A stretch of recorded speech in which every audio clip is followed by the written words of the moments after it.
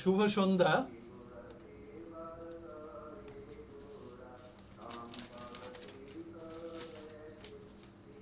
আমরা শুরু করছি আজকের আসর। আজকে তিনটি ছোট গল্প পাঠ করা হবে। যারা নিয়মিত থাকেন আমাদের আসরে তারা জানেন, গল্পকারেরা তাদের নিজেদের গল্প পড়েন না, পড়েন অন্যজন। তিনি জানেন না কার গল্প পড়ছেন, এবং আলোচকেরাও আলোচনার সময় জানছেন না কার গল্প আলোচনা করছেন। এই ব্যবস্থা নিরপেক্ষ আলোচনার জন্য। গল্পকারেরা আসবেন সব রকম আলোচনা শেষে। কিছু কথা শুরুতে বলছি। বিনীত অনুরোধ গল্প পাঠকদের কাছে, গল্প পাঠ যেন প্রাণবন্ত হয় এবং গল্পের প্রতিটি শব্দ যেন সঠিকভাবে শ্রোতাদের কাছে পৌঁছয়। অনুরোধ আলোচকদের কাছেও। আলোচনা কম বেশি 4-5 মিনিটের মধ্যে সীমাবদ্ধ রাখলে ভালো হয়। সবশেষে বিনীত অনুরোধ গল্পকারদের কাছেও, নিরপেক্ষ এই আলোচনায় ভালো মন্দ সব কিছু মিশে থাকবে। আশা করি আপনারা পজিটিভ অর্থেই সে আলোচনা গ্রহণ করবেন। একটা প্রশ্ন থাকবে সব শেষে, তার উত্তর 2-3 মিনিটের মধ্যে সীমাবদ্ধ রাখলে ভালো হয়। আজকের অনুষ্ঠানের সঞ্চালনায় থাকছেন নরেশ জানা। সঞ্চালকের কাছে অনুরোধ, সময় বুঝে অনুষ্ঠানে উপস্থিত শ্রোতাদের মধ্যে যে কোনো গল্পের আলোচনার সুযোগ করে দেবেন। সমস্ত আলোচনার সমাপ্তি পর্বে গল্প তিনটি নিয়ে সঞ্চালক তার সংক্ষিপ্ত বক্তব্য রাখবেন আশা করি। আমি এখন নরেশ জানাকে অনুরোধ করছি আসর সঞ্চালনার জন্য। নরেশ জানা। হ্যাঁ, ধন্যবাদ তপন বাবুকে এবং ফোন গল্পের আসরে উপস্থিত সমস্ত গল্প বন্ধু যারা আছেন, গল্প পিপাসু, গল্প লেখক, আলোচক। তপনদা গল্পের এই আসর সংক্রান্ত নিয়ম কানুন সবই বলে দিয়েছেন। আমরা শুরু করি। আমরা একটু লেটে যাচ্ছি, তবু আশা করি আমরা সময়ের মধ্যেই শেষ করতে পারবো। আমরা প্রথম যে গল্প আজকে শুনবো সেই গল্পটির নাম বন বাংলোয়। এই গল্পটি পড়বেন বন্যশিখা ঘটক। যেহেতু আমাদের আলোচক আগে থেকে ঠিক করে দেওয়া আছে, মানে মূল আলোচক এই গল্পের যিনি আলোচনা করবেন তিনি জানেন, আমি আবার শেষে তার নাম বলবো আলোচনার আগে। এখন বন বাংলোয় এই শিরোনামের গল্প পড়বেন বন্যশিখা ঘটক।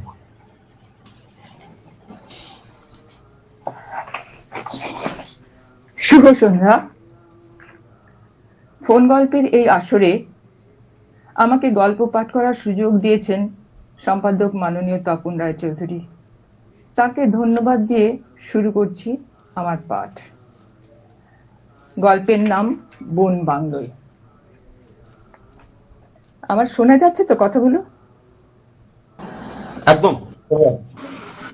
একটু জোরে বলুন, একটু জোরে বলুন, আমার একটু জোরে বলুন। এটাই আমি জিজ্ঞেস করি না। হ্যাঁ, গল্পের নাম বন বাংলোয়। রাঁচি থেকে পূবে সরে গিয়ে একটি বন বাংলোয় রয়েছে দিব্যভাস। সে আত্মগোপন করেছে এমনটা বলা যাবে না। এখন তার কারুর কথা মনে পড়ে না। রাঁচিতে সে যে কখনো ছিল এমনটা বহুবার সিস্টার, ডক্টর সকলেই বলেছেন, কিন্তু না, কিছুই মনে পড়ছে না, ভাবতেও ভালো লাগছে না। এখানেও মাদলের শব্দ কানে আসে, দ্রিম দ্রিম। তখনই ভয় গ্রাস করে, কেমন যেন কুঁকড়ে যায়। মাথায় অসহ্য যন্ত্রণা শুরু হয়। বেশ কিছু মানুষ ঘিরে ধরে তাকে মারছে, শার্ট রক্তে ভিজে উঠছে, কেমন যেন শীত করছিল ওর। এখনো মনে পড়লে তাই হয়, কম্বলটা গায়ে টেনে নেয়।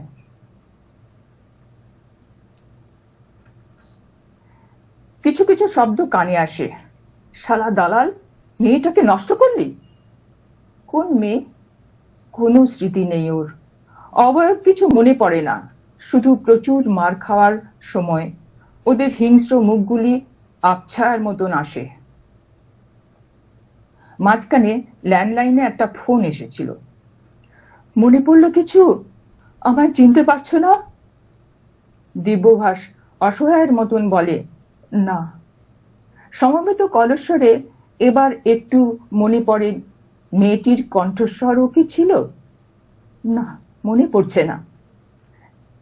সিস্টার এসে ড্রেসিং করালো, বললেন পুলিশ আসবে, কিছু তো মনে পড়তেই হবে।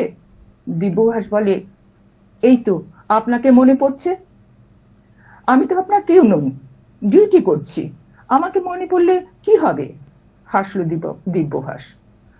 আজ কোন রং পরবেন? হলুদ। শার্ট? না, আমি পাঞ্জাবি পরতাম। হাসলেন সিস্টার, বললেন, যাক, মনে পড়েছে। নিজে পারবেন পড়তে?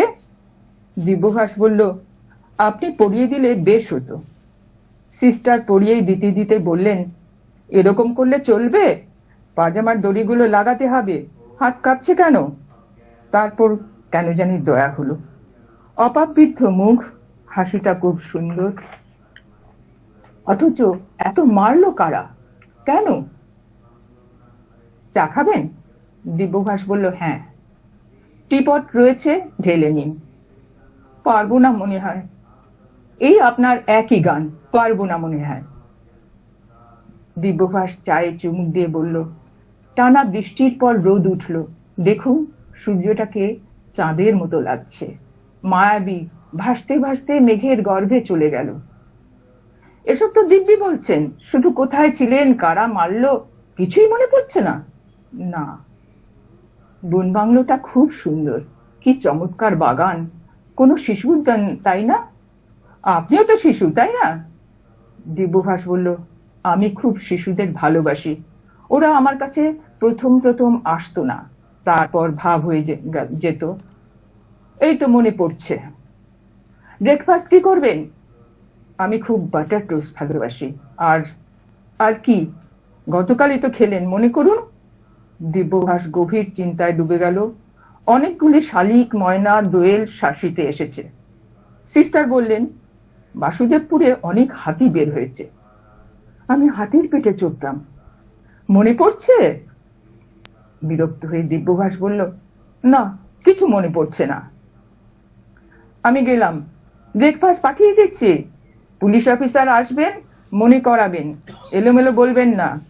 দিব্যভাস বলল, ঠিক আছে। গুড মর্নিং, পুলিশ অফিসার বললেন। দিব্যভাস বলল, সুপ্রভাত।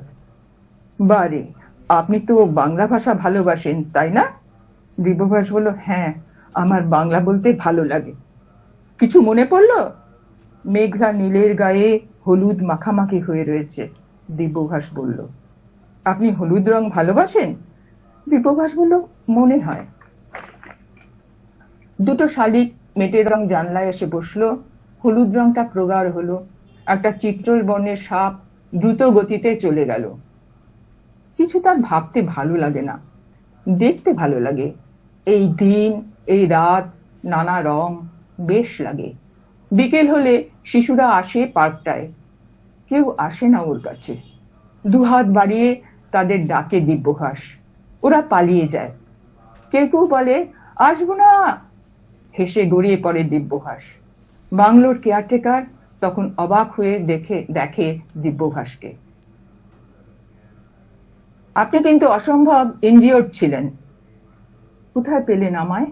জয়পুরের জঙ্গলে একজন ভিলেজ পুলিশ দেখতে পেয়েছিল।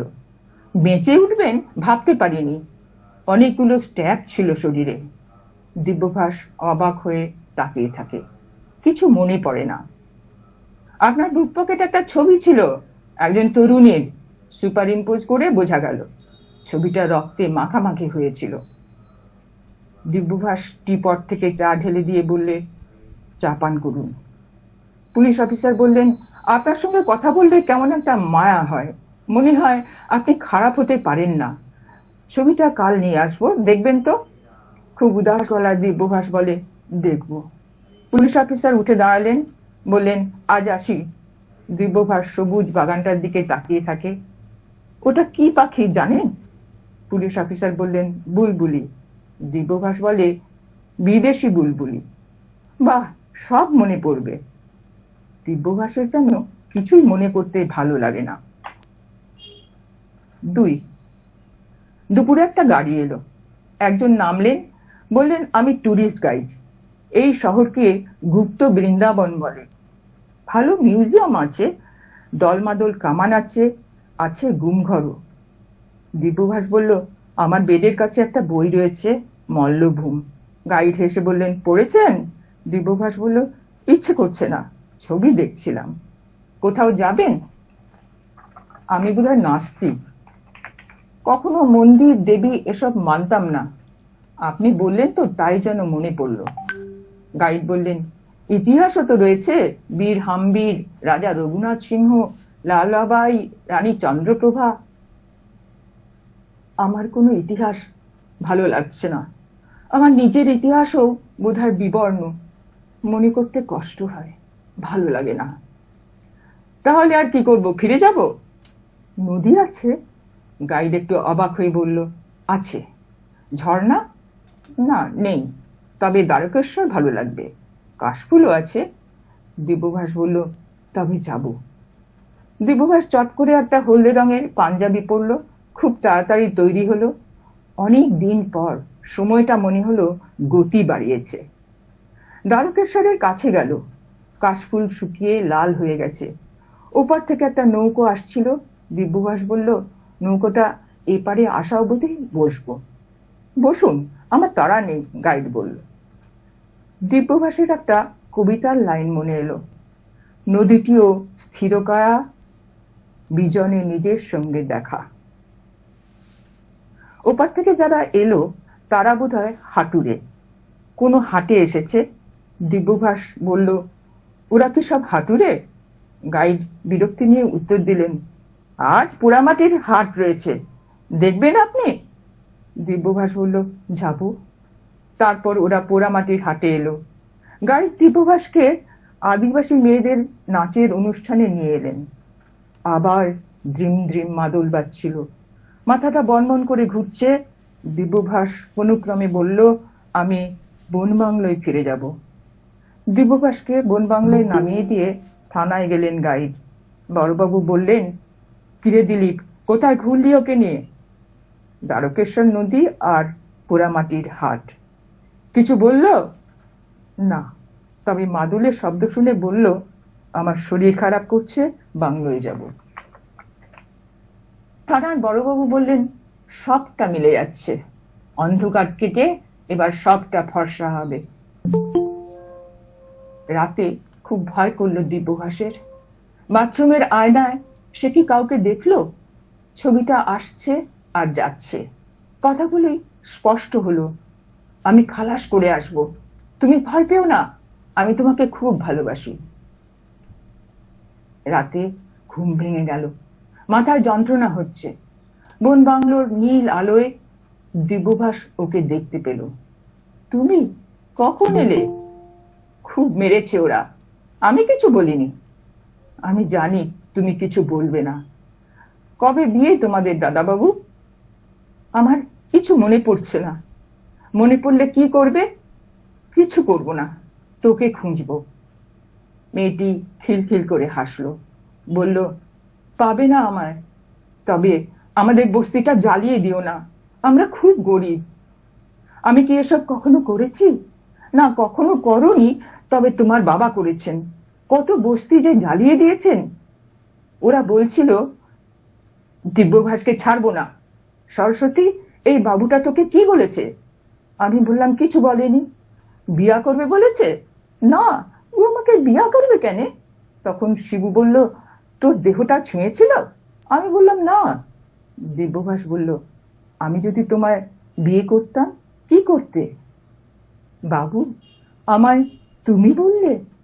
বারে, বিয়া করলে তো তুমি বলতে হয়। কাহিনা খিলখিল করে হেসে উঠল। 3, অনিন্দিতা নামটা মনে পড়ল হঠাৎ, ওই তো ফোন করে। উফ, আবার স্মৃতি ফিরে আসছে। অনিন্দিতার বাবা মাল্টি ন্যাশনাল কোম্পানির মালিক। ওদের বিয়ে হবে, তারপর জাপান যাবে। সব সব মনে পড়ছে। আদিবাসী অধ্যুষিত এলাকা, বোর্ড অফ ডিরেক্টর সিদ্ধান্ত নিয়েছে ঝাড়খণ্ড গভর্নমেন্ট থেকে পারমিশন পেয়ে গেলে গাছ কাটা হবে। শাল কাঠ, এরপর অকশন হবে, বিদেশে এক্সপোর্ট হবে, প্রচুর মুনাফা হবে। দিব্যভাসকে নাটক করতে হবে সরস্বতীর সঙ্গে প্রেমের, তারপর অনিন্দিতার সঙ্গে বিয়ে হয়ে হবে জাপানে। দিব্যভাস কোম্পানির HR ম্যানেজার। কে এই সরস্বতী? লিড করছে লেবার ক্লাসকে। ওদের ইউনিয়ন অফিসে গেল দিব্যভাস। ঘেরাও হলো 3 দিন 3 রাত, মাদল বাজে দ্রিম দ্রিম। রাতে এলো সরস্বতী, বলল, বাবু তুমি তো কিছু করনি, তুমি পালাবে, ওরা তোমায় বদনাম করছে। আমায় বলছে তুইও বলবি লোকটা তো সর্বনাশ করেছে। পালাও বাবু, পালাও। দিব্যভাসের হাতের বাঁধন কেটে দিল মেয়েটি, বলল, চলো আমার সঙ্গে। বন পেরিয়ে একটা নদী, একটা নৌকা অপেক্ষা করছিল। তারপর উঠতে গিয়ে ধরা পড়ল দিব্যভাস। অসংখ্য মশাল জ্বলছে, সকলের হাতে তীর, ধনুক, বল্লম। মার শুরু হলো। সরস্বতীকে বেঁধে রেখেছে ওরা, মারছে আর বলছে, বৃক্ষ আমাদের মা জাননি, গাছ কাটবি তুই শালা দালাল কোম্পানির, আমাদের সরল মেয়েটাকে নষ্ট করেছিস। দিব্যভাস বলল, আমি কিচ্ছু করিনি। ও তোকে ভালোবাসলো? দিব্যভাস বলল, আমি জানি না। মার শালাকু। রক্তে ভিজে যাচ্ছে শার্ট। শেষ রাত, আবার অসহনীয় ব্যথা হচ্ছে। শেষ রাতের চাঁদ খুব সুন্দর, কোথায় যেন চলেছে ভেসে। সরস্বতী হেমব্রেমও খুব সুন্দরী। কখনো কখনো অবাক হয়ে তাকিয়ে থাকলে বলতো, বাবু এই জন্মে নয় গো, পরের জন্মে তোকে বিয়া করব। তুই আমার মরদ হবিক, আমাকে খুব ভালোবাসবি বাবু। দিব্যভাস বলেছিল, বাসবো, আজও তো বাসছি। মিছে কথা, কোম্পানির কথা, মেয়েবান হোস না বাবু। দিব্যভাস চুপ করে যেত। ওর তেজস্বিতা ওকে মুগ্ধ করত। ওরা খুব অনুশীলন করত, তীর, ধনুক, বল্লম, বন্দুক ও চালাতো অনেক রাত অবধি। একদিন দিব্যভাস জিজ্ঞেস করেছিল, তোমরা কি চাও? কোম্পানি বড় হলে তো তোমাদেরও লাভ। জ্বলে উঠেছিল সরস্বতী, বলেছিল, বৃক্ষ মাকে মারবি তোরা? আমরা তা হতে দেব না। কখনো কখনো শিবু চলে আসতো, বলতো, কি বলছে ও? কিছু না, মিছা কথা বলবি না। 4, পুলিশ অফিসার এলেন বেশ সকালে। অনেকগুলো কাক ডাকছিল। মনে পড়লো কিছু? দিব্যভাস হেসে বলল, না। এরপর না বললে আমরা বুঝবো আপনি মাওবাদীদের সাহায্য করছেন। দিব্যভাস বলল, আমায় যারা মেরেছিল তারা মাওবাদী? Not sure. আপনি সহযোগিতা করলে আমরা ঝাড়খণ্ডে খবর পাঠাবো, সব ধরা পড়বে। দিব্যভাস মুখ ফসকে বলে ফেলল, সরস্বতী ধরা পড়েছে? এবার পুরো হয়ে উঠল পুলিশ অফিসারের মুখ। তারপর বললেন, ওরা আপনাকে মেরেই ফেলেছিল, প্রচুর স্ট্যাব করেছিল শরীরের বিভিন্ন অংশে। আপনি বাঁচতেন না দিব্যভাস বাবু, গুড লাক, আপনি বেঁচে গেছেন। জাপান যাবেন তো আমাদের সাহায্য করুন। পুলিশ অফিসার একটা ছবি বের করলেন। চিনতে পারছেন? নাটক করবেন না, বলে ফেলুন। ধরা পড়েছে? তাহলে আপনি জানেন ও কে? দিব্যভাস বলল, সরস্বতী হেমব্রেম। ওর নির্দেশেই আপনাকে মারা হয়েছিল? না, ও আমাকে বাঁচানোর চেষ্টা করেছিল। মিথ্যে কথা, নাটক। দিব্যভাস বলল, ভালোবাসার ভাষা বোঝা যায়, চোখ কথা বলে। আপনি শিওর সরস্বতী হেমব্রেম আপনাকে ভালোবেসেছিল? শিওর। ও এখন কোথায়? মর্গে রয়েছে, এনকাউন্টারে মারা গেছে। বাকিরা? শিবু ইত্যাদি? দিব্যভাস বলল, হ্যাঁ, অনেকেই অস্ত্র সমর্পণ করেছে, কোম্পানিতে চাকরিও পেয়েছে। পথটা তো ভুল ছিল, কিন্তু জঙ্গল নির্বিচারে সাফ করে দেওয়া, এতে সভ্যতার নতুন সংকটও তৈরি হবে। পুলিশ অফিসার বললেন, হচ্ছে হয়তো, ভূমিকম্প, বন্যা, প্রকৃতি প্রতিশোধ নেবে, কিন্তু শিল্পায়ন, নগরায়ন, মানুষ তো আর বলতে পারবে না দাও ফিরে সে অরণ্য। বললে কি মন্দ হতো? আমি জানি না। যাই হোক, আপনি স্মৃতি ফিরে পেলেন, আগেই পেয়েছিলেন, আমাদের ভোগালেন, তাই না? না, পাইনি। তবে কিভাবে হলো? নতুন কোনো আঘাত লেগেছিল, যেমন সিনেমায় দেখায়? না, এই বন বাংলোয় সরস্বতী এসেছিল। মানে? সে যে মৃতা, আমি তার গায়ের গন্ধে টের পেয়েছিলাম। মানে ভূত? কি যা তা বলছেন! আসলে সরস্বতী অরণ্য ভালোবাসে, তাই এসেছিল বন বাংলোয়, শালপিয়ালের কাছে, রাতচরা পাখিদের কাছে। পুলিশ অফিসার বললেন, you are really crazy. Sister বললেন, চা খাবে তুমি? দিব্যভাস বলল, আপনি ঢেলে দেবেন তো? দেব। তুমি তো দেখবে কেমন করে বৃষ্টির পর হলুদ ছড়িয়ে যাবে একটু একটু করে, হাসলো দিব্যভাস। ফোন বাজছিল, ল্যান্ডলাইন। সিস্টার বলল, ধরো, তোমার ভাবি বউ করেছে। দিব্যভাস বলল, এখনই ধরবো না। সভ্যতা, নগরায়ন, আমার একটু সময় লাগবে। শেষ। ধন্যবাদ বনিশিকা ঘটক, আমাদের পড়ে শোনালেন বন বাংলো। এই গল্পটির মূল আলোচনা করার জন্য পূর্বা দাস ম্যাডামকে আমি আহ্বান জানাচ্ছি। পূর্বা দাস ম্যাডাম, বলুন। হ্যাঁ, ধন্যবাদ নরেশদা। গল্পটি তো অবশ্যই আমি আগে পড়েছি, পাঠিয়ে দিয়েছিলেন তখন রায়চৌধুরী দাদা। এই গল্পটা পড়েই প্রথমে আমার বাণী বসুর একটা উপন্যাসের কথা পড়তে পড়তে আমার ওই উপন্যাসটার কথা মনে এসেছিল। তার নাম অন্তর্ঘাত। উপন্যাসটার নাম অন্তর্ঘাত। তো ছোট্ট করে একটু অন্তর্ঘাতের কথাটা বলি। একজন ভীষণ মেধাবী তরুণ, যিনি কিনা জড়িয়ে পড়েছিলেন নকশা আন্দোলনের সাথে। তো তিনি শহরের মানুষ, অসম্ভব মেধাবী, সেই জন্য আন্দোলনকে বেশ একটা নির্দিষ্ট পথে পরিচালন করার ক্ষমতা তার ছিল। কিন্তু যেটা ছিল না সেটা হচ্ছে শহুরে মধ্যবিত্তরা অনেক কিছুর জন্য তারা তৈরি থাকে না, তারা থিওরি বোঝে। তারা পুলিশের যে অত্যাচার তার মোকাবিলা করার জন্য সেই শারীরিক ক্ষমতা তাদের থাকে না। তার ফলে এই তরুণটিকেও একসময় ওই পুলিশের যেভাবে, এখানে আমি দিব্যভাসের কথা, বন বাংলোর কথা আসছি, তার আগে এই তরুণটির কথা বলি। ঠিক একইভাবে তাকে করা হয়েছিল, বিদেশে পাঠিয়ে দেওয়ার উচ্চাকাঙ্ক্ষা দেখিয়ে, উচ্চাকাঙ্ক্ষা নয়, বিশেষ করে বাধ্য করেই, সামান্য অত্যাচারী সে তার সহকর্মীদের নামধাম সব উজাড় করে দেয় এবং তার ফলে তারা সেই অঞ্চলের যত আন্দোলনকারী ছিল, তার যারা সহযোদ্ধা ছিল, সবাই ধরা পড়ে এবং তাদের মধ্যে এনকাউন্টারে কেউ কেউ মারাও যায়। এই তরুণটি কিন্তু বিদেশে পাচার হয়ে যায় এক বিশাল বড় পুলিশ কর্তার মেয়ের সাথে বিবাহ সূত্রে।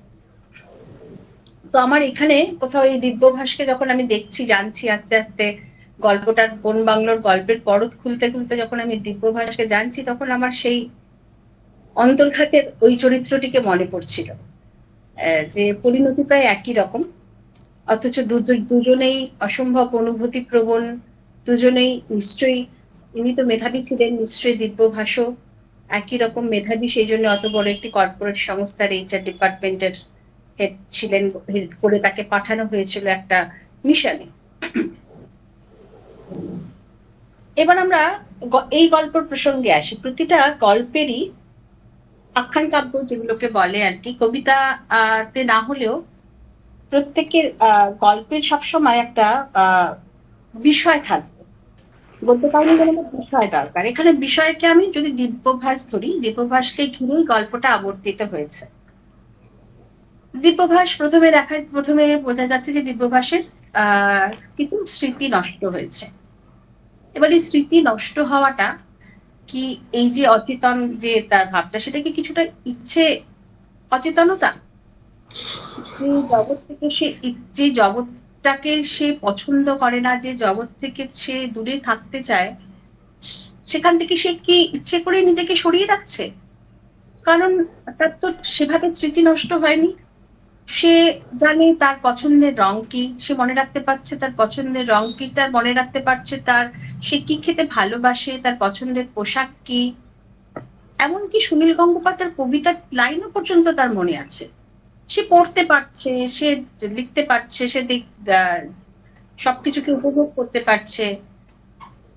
শুধু যে জায়গাটা, যে সময়টুকুতে এই সময়টুকুতে তার মনে হয়েছিল যে এই সময়টির জন্য আমি নই, সেইখানটা তার স্মৃতি থেকে উধাও হয়ে গেছে, বা সে মনে করছে যে সেই জায়গাটা তার স্মৃতিতে নেই, সেই রাঁচিবাসের সময়টা তার স্মৃতিতে নেই। এখানে সুন্দর করে লেখক বর্ণনা দিয়েছেন একটি শহরের, যে শহরটিকে আমরা সহজেই বিষ্ণুপুর বলে আমরা এটাকে চিনে নিতে পারি, দলমাদল কামান ইত্যাদি ইত্যাদি থেকে আমরা চিনে নিতে পারি যে শহরটি বিষ্ণুপুর, এবং বিষ্ণুপুর শহর লাগোয়া জয়পুরের জঙ্গল থেকে তাকে উদ্ধার করা হয়েছিল অত্যন্ত আহত অবস্থায়।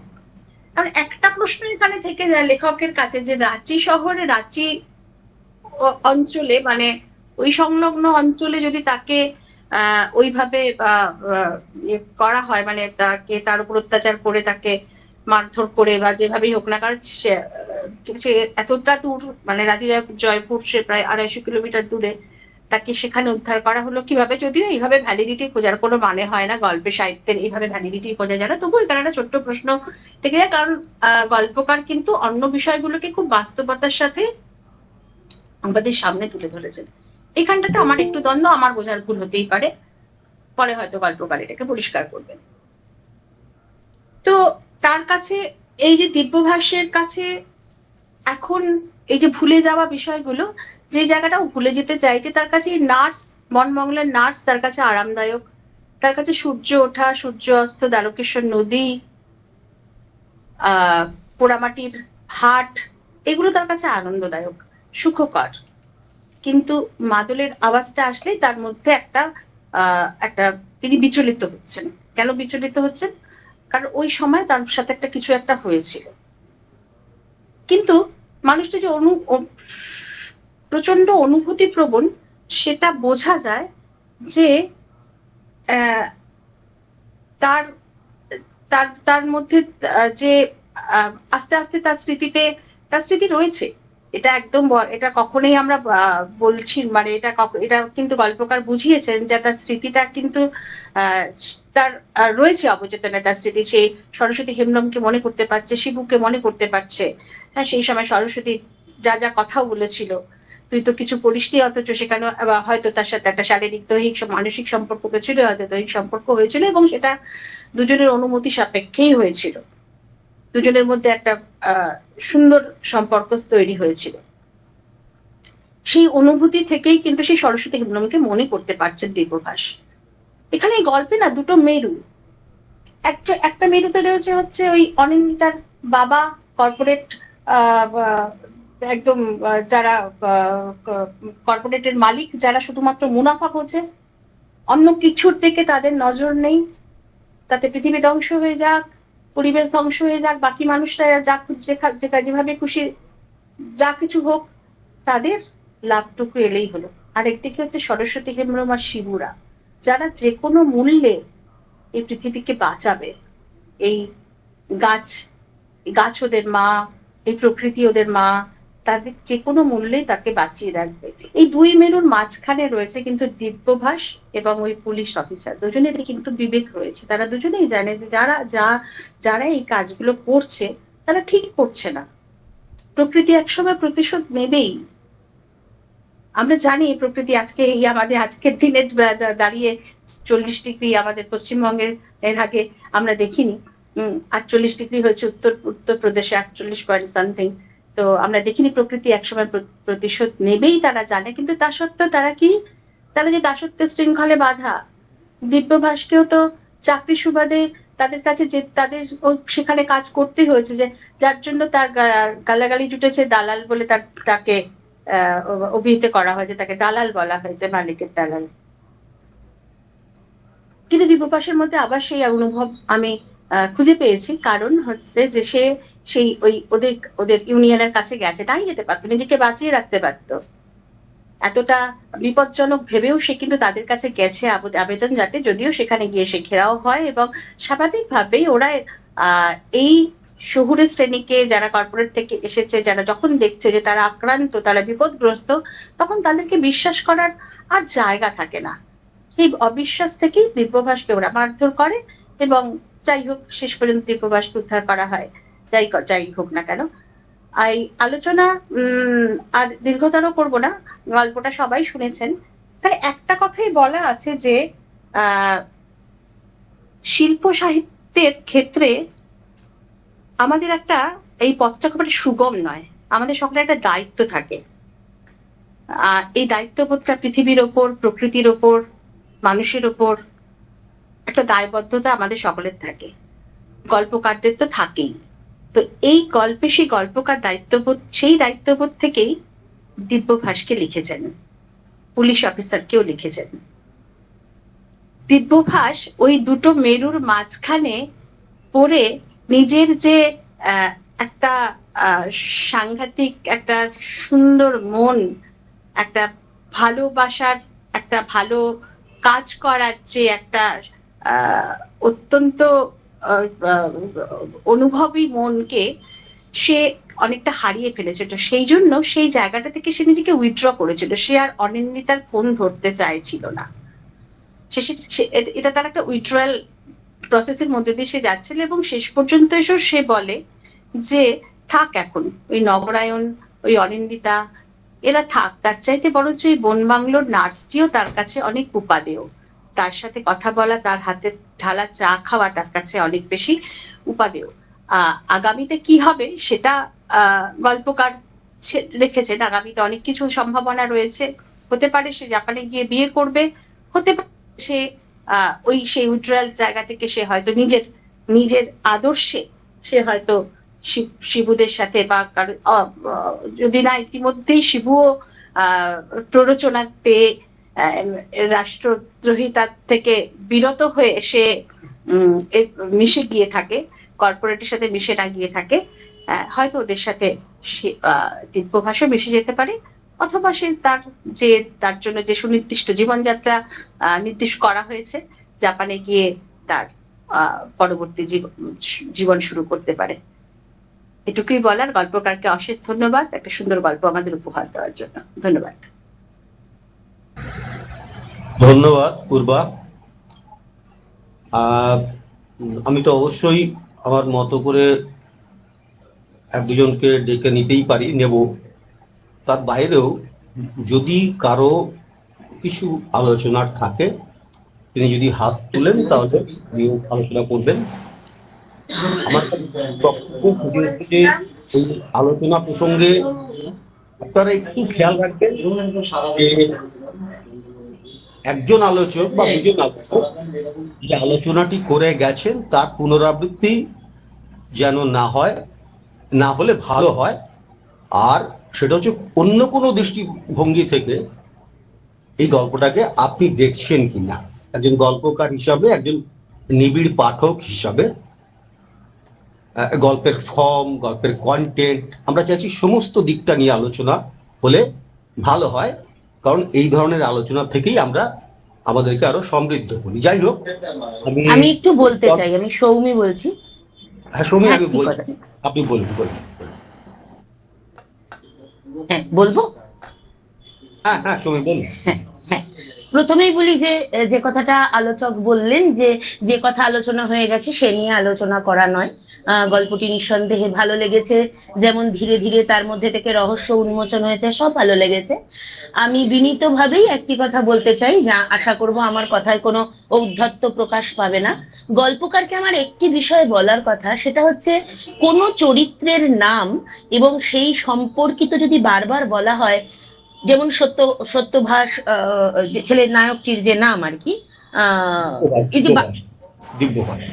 দিব্যভাষ, ইয়েস, দিব্যভাষ, এই যে বারবার দিব্যভাষ বললেন, এই যে শব্দটা বহুবার আসছে, এতে না আমার মনে হয়েছে পড়ার গতিও কমতে পারে এবং কোথাও না কোথাও গল্পের সৌন্দর্য বোধহয় একটু ঘাটতি হয়।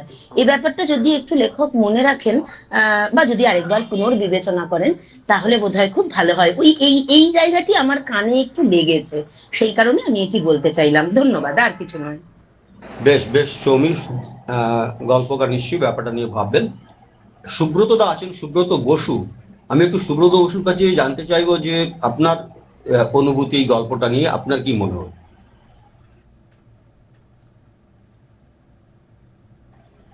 সুব্রত বসু দা। হ্যাঁ হ্যাঁ, শুনলাম গল্পটি আর কি। ব্যাপারটা হচ্ছে কি, এই সমস্ত গল্প লিখতে গেলে কিছুটা প্রত্যক্ষ অভিজ্ঞতার প্রয়োজন হয়। আমরা মাওবাদী দেখেছি কিনা, বা আমরা এই ধরনের কর্পোরেট কোনো লোককে দেখেছি কিনা, এই যে জিনিসগুলো সব মানে স্বতঃস্ফূর্তভাবে গল্পটাকে লিখতে গেলে সেই জিনিসটা কিন্তু দরকার আছে। এখানে গল্পটার কোনো কোনো জায়গায় ঘা খেয়েছে, এই জন্যই প্রায় আমার এইটুকুই বলে বলে মনে হয়েছে যে এই জন্য গল্পটা কোনো কোনো জায়গায় গতিটা যেন কোনো একটা সহজ হয়েছে। ছবি অনেকটা ঠিকই বলেছে, গল্পের গতিটা আর একটু যেন আমরা চাইছিলাম, এইটুকুই। ধন্যবাদ সুব্রত দাকে। আমি বলছি এই গল্পটা নিয়ে আর কেউ কোনো আলোচনা করতে চান? সুমন্ত কিছু বলবেন?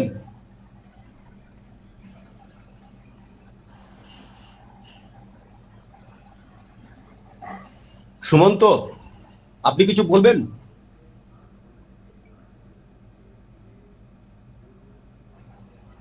আচ্ছা, আমরা আরো আলোচনা নিয়ে নেব পরবর্তীকালে। আমরা বরং পরের গল্পে চলে যাই। আমাদের পরের গল্প পড়বেন সানা দে। গল্পের নাম অভিনয়। এই গল্পের আলোচক আগেই ঠিক করা আছে, আমি তার নাম পরে বলছি। আপাতত গল্পটি পড়ছেন সানা দে, গল্পের নাম অভিনয়। নমস্কার, শোনা যাচ্ছে আমাকে? হ্যাঁ সানা, শোনা যাচ্ছে। ধন্যবাদ। আমি শুরু করছি। গল্পের নাম অভিনয়। অশোক খুব গোলমালে পড়েছে। মুশকিল হচ্ছে গোলমালটা সে কাউকে বলতে পারছে না। মুখ চোখ বদলে যাচ্ছে, চেহারায় ছাপ পড়ছে। কেউ না দেখলেও আয়নার সামনে যখন নিজেকে দেখছে অস্বস্তি হচ্ছে। চোখ মুখ বসে যাচ্ছে তার। না, সে কোনো অন্যায় করেনি। অবশ্য অন্যায় করলে এমন হয় তা নয়। চারিদিকে কত রকম অন্যায় অনাচার ঘটছে, তা যদি মানুষের শরীরে রেখাপাত করতো তাহলে বোঝা যেত তা। বরং উল্টো ঘটে। চেহারা মুখ চোখে একটা বেপরোয়া ভাব ফুটে ওঠে। অশোক সেসব থেকে 7 পাঁচ দূরে। দিব্যি কাজে যায়, আড্ডা মারে, খেলাধুলা করে। পরে বলা ভুল, এখন একটু একটু করে খেলা ছাড়তে হচ্ছে তাকে। বয়স হচ্ছে, আগের মতো দম নেই। কিন্তু সবার থেকে প্রায় সবাই কোথাও কোথাও আলাদা। বাইরে থেকে বোঝার উপায় নেই, যত সামনে থেকে দেখা যাবে তত আলাদাটুকু চোখে পড়ে। অশোকেরও তাই। সে সবার মতোই, আবার সবার মতো নয়। খেলা দেখতে দেখতে সে অন্যমনস্ক হয়ে যায়। গান শুনতে শুনতে তার বুকে হঠাৎ ছাপিয়ে ওঠে কষ্ট। এই কষ্টের কথা সে কাউকে বলতে পারে না, তার বন্ধুদেরও নয়। ওরা জিজ্ঞাসা করলেও সে চুপ করে হাসে। একদিন আড্ডায় সে ধরা পড়ে গেল। কৌশিক তাকে বলল, একটা কথা বলতো অশোক, তোর কি হয়েছে? অশোক বলল, কি হবে? কমল বলল, হয়নি মানে? কথা কম বলছিস, অন্যমনস্ক থাকছিস, ফোন করলে উত্তর দিচ্ছিস না। শিমুলও সায় দিয়ে বলল, একদম ঠিক কথা, সামথিং রং। অনেকবার জিজ্ঞেস করলেও অশোক চুপ করে থেকেছিল। ওর আসলে কিছু বলার নেই। একটা দুঃখ সামান্য হলেও ওর বুকের মধ্যে বাসা বেঁধেছে, কিন্তু সেটা কি তা নিজেও বুঝে উঠতে পারে না। শিমুল বলেছিল, ঐশীর সঙ্গে কিছু হয়নি তো তোর? কি হবে, ঝগড়া টগড়া? ও ঝগড়া করার মেয়ে? তাহলে কাজের ওখানে গড়বড়, প্রেমে পড়েছিস, লুকোবি না, বল। অশোক হাসে। বন্ধুরা উপকারী, এক্ষুনি যদি টাকা পয়সার কথা বলে ওরা এগিয়ে আসবে, এক পায়ে খারাপ। কিন্তু তার সে সমস্যা নয়, তার ঠিক কি হয়েছে তা সে নিজেও জানে না। তবে শুরু হওয়ার দিনগুলো সে জানে। সিকিমের রাস্তায় শুরু হয়েছিল তা। ফ্যামিলি ট্রিপে গিয়েছিল তারা। গ্যাংটকে 2-4 দিন থাকার পর তারা পেলিং যেতে শুরু করেছিল। এইসব জায়গার নিসর্গ ভোলার নয়। এক একটা পাহাড়ি পাকে অতুল ঐশ্বর্য বসে থাকে। অশোক তাই দেখছিল। 8 জন ক্যারি করে এমন একটা জিপ গাড়িতে তারা সবাই মিলেমিশে যাচ্ছিল। পাশাপাশি এক একটা বাঁক আসছিল, মুগ্ধতা ছাপিয়ে আসছিল ভয়।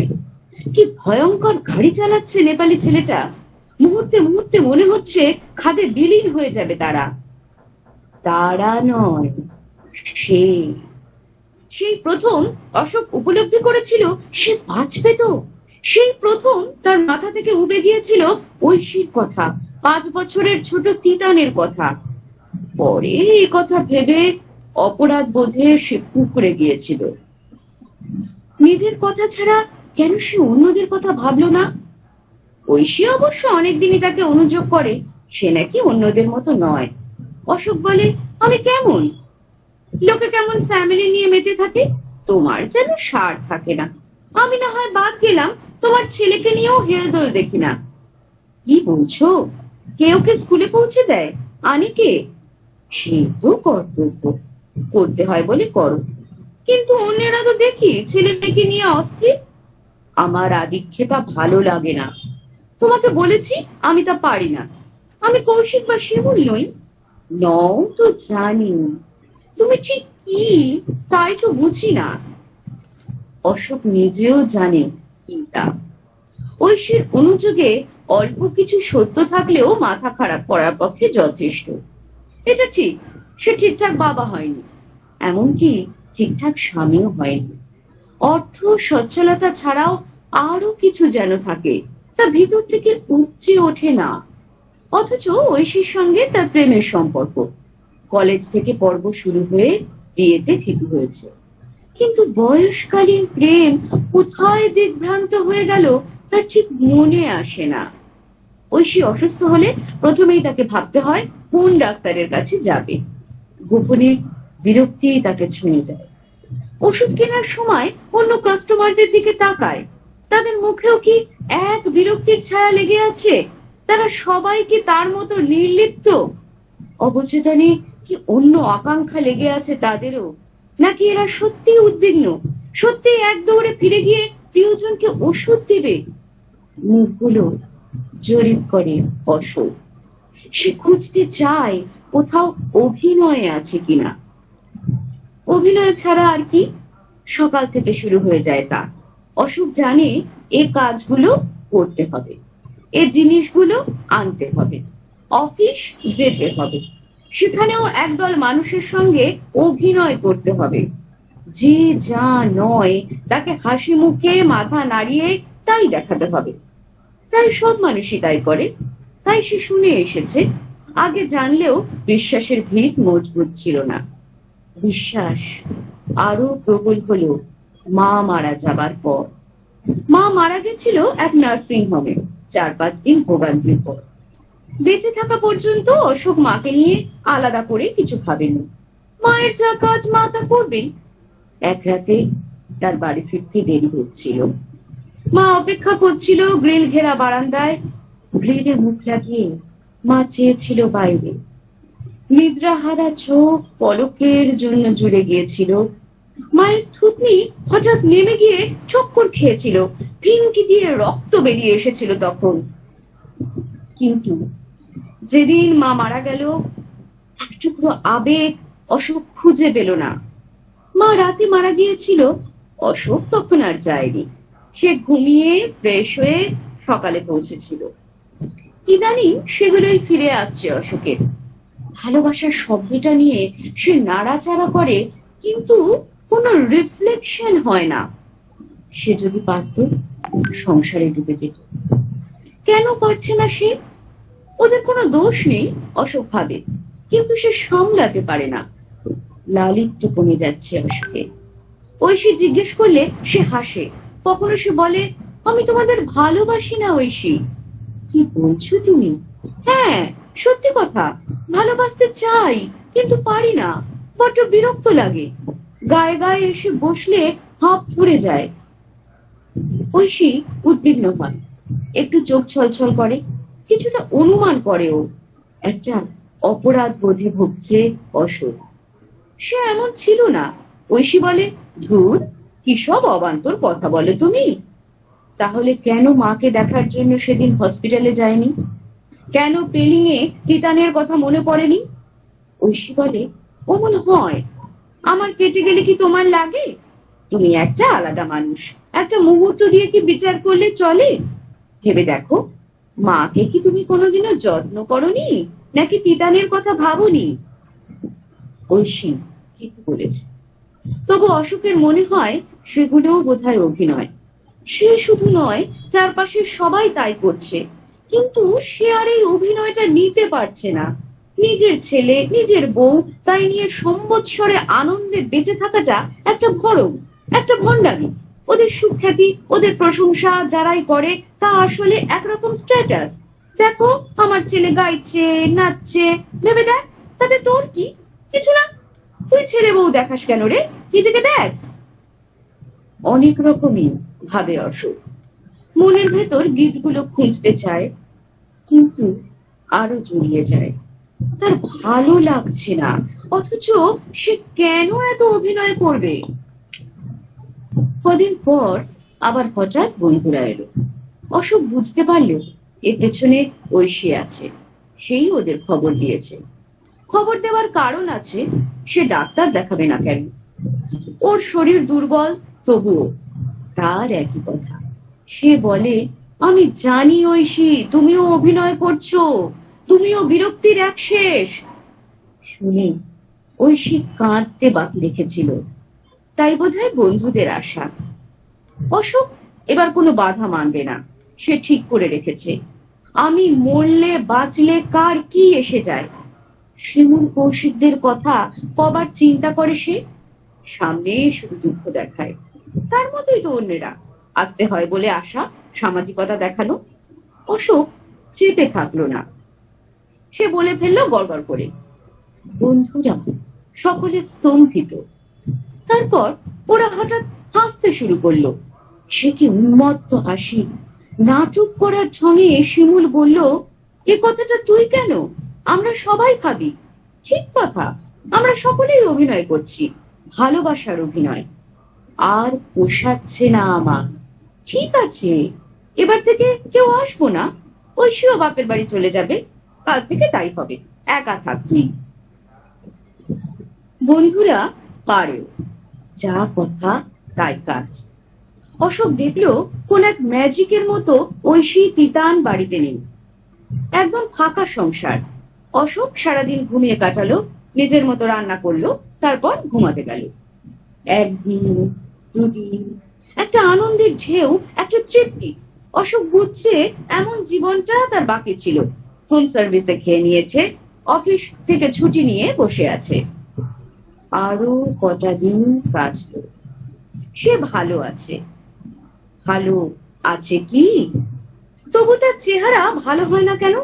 চোখে ঘুম আসছে না কেন? একলা থাকার মহত্ব সে উপভোগ করতে পারছে না তো। এটা সে চেয়েছিল, দায়িত্বহীন, অভিনয়হীন, মুক্ত জীবন। তবু কষ্ট হচ্ছে না কেন তার? বিকেল বেলায় অন্যমনস্ক ভাবে হাঁটলো রাস্তায়। শিমুলের সঙ্গে দেখা হলো। সে মুখ ফিরিয়ে নিল। নদী খুব কাছে। একবার যাই, একবার বসি, সে ভাবে। নদীর ধারে সে বসলো। একটি ছোট ছেলে। মুখ ঘুরিয়ে সে দেখলো তিতানের মতো।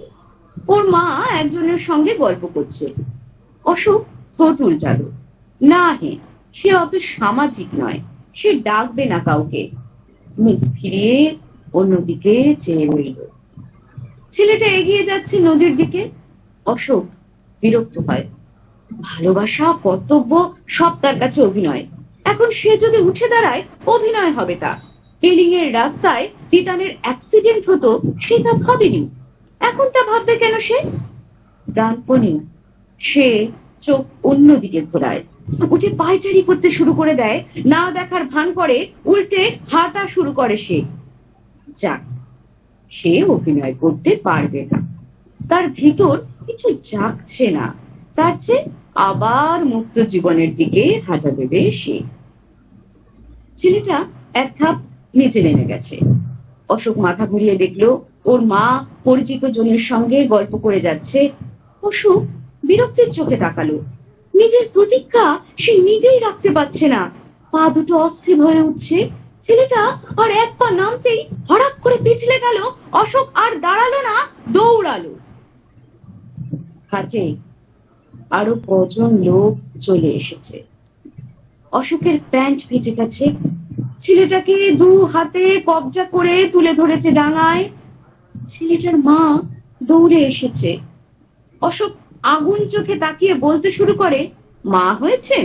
মা, সেন্স নেই কোনো? মা কাঁদতে শুরু করলো। অশোক উঠে এলো ওইভাবে। কিছুটা দূর চলে আসার পর বুঝতে পারলো বুকটা ভাঙছে তার। যতটা অমানুষ সে নিজেকে ভেবেছে, ততটা সে নয়। ততটা অভিনয় করতে সে এখনো শেখেনি। আজই সে ফোন করবে ঐশীকে, চলে আসতে বলবে। শিমুলদেরও ডাকবে। যেটুকু অপরাধ বোধ ছিল তা নদীর জলে মিশে গেছে। সমাপ্ত। নমস্কার।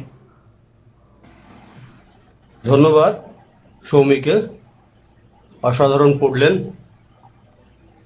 বেশ ভালো লাগলো সৌমির পড়া, সানার পড়া। এই গল্পটি নিয়ে এবার আমি আলোচনার জন্য ডেকে নিচ্ছি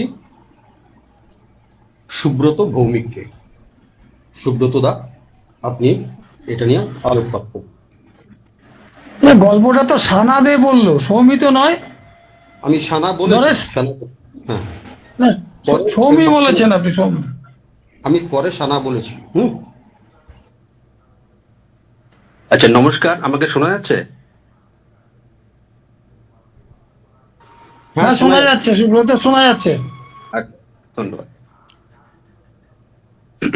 নমস্কার। ফোন গল্পের আসরকে ধন্যবাদ যে এমন একটি গল্প পড়ার, শোনার ও তার নিয়ে কিছু বলার জন্য। ধন্যবাদ গল্পকারকেও এবং যিনি গল্পটি পড়লেন সানাদে তাকেও। এছাড়া সবাইকে শ্রদ্ধা, প্রণাম ও ভালোবাসা জানিয়ে আমি দুই একটা কথা শেয়ার করছি। তার আগে বলি যে গল্প শোনার চেয়ে আমি পড়ার পক্ষপাতী বেশি। কারণ আমার মনে হয় একটি গল্পের গল্প ভাষা আর কি, স্পেস, সংলাপ, বাক্য গঠন, এর একটা বিশ্বরূপ আছে, কান দিয়ে তা দেখা যায় না। তাই অনেক দুর্বল কনস্ট্রাকশনও পাঠের গুণে ভালো লাগে, আবার উল্টোটাও হয়। যাই হোক, এই গল্পটি গদ্য কনস্ট্রাকশন আমার ভালো লেগেছে। গল্পটির গদ্য ভারী সাধু, স্বাভাবিক, বিশ্বাসযোগ্য, কখনো বা দার্শনিকও। যেমন বলি এক জায়গায় যে তুলে ধরছি গল্পটি, যে সবার থেকে সবাই কোথাও কোথাও আলাদা, বাইরে থেকে বোঝার উপায় নেই, যত সামনে থেকে দেখা যাবে তত আলাদাটুকু চোখে পড়ে। আরেকটা জায়গায় আছে যে অর্থ সচ্ছলতা ছাড়াও আরো কিছু যেন থাকে, তা ভেতর থেকে উপচে ওঠে না। ভারী সুন্দর দেখা, খুবই সুন্দর। এটা গেল গল্পের গদ্যটির কথা, যা আমার খুব ভালো লেগেছে। এবার গল্পের আমি কিছু গল্পের মধ্যে ঢুকে যাই সরাসরি। গল্পের শুরুর কথা বলি।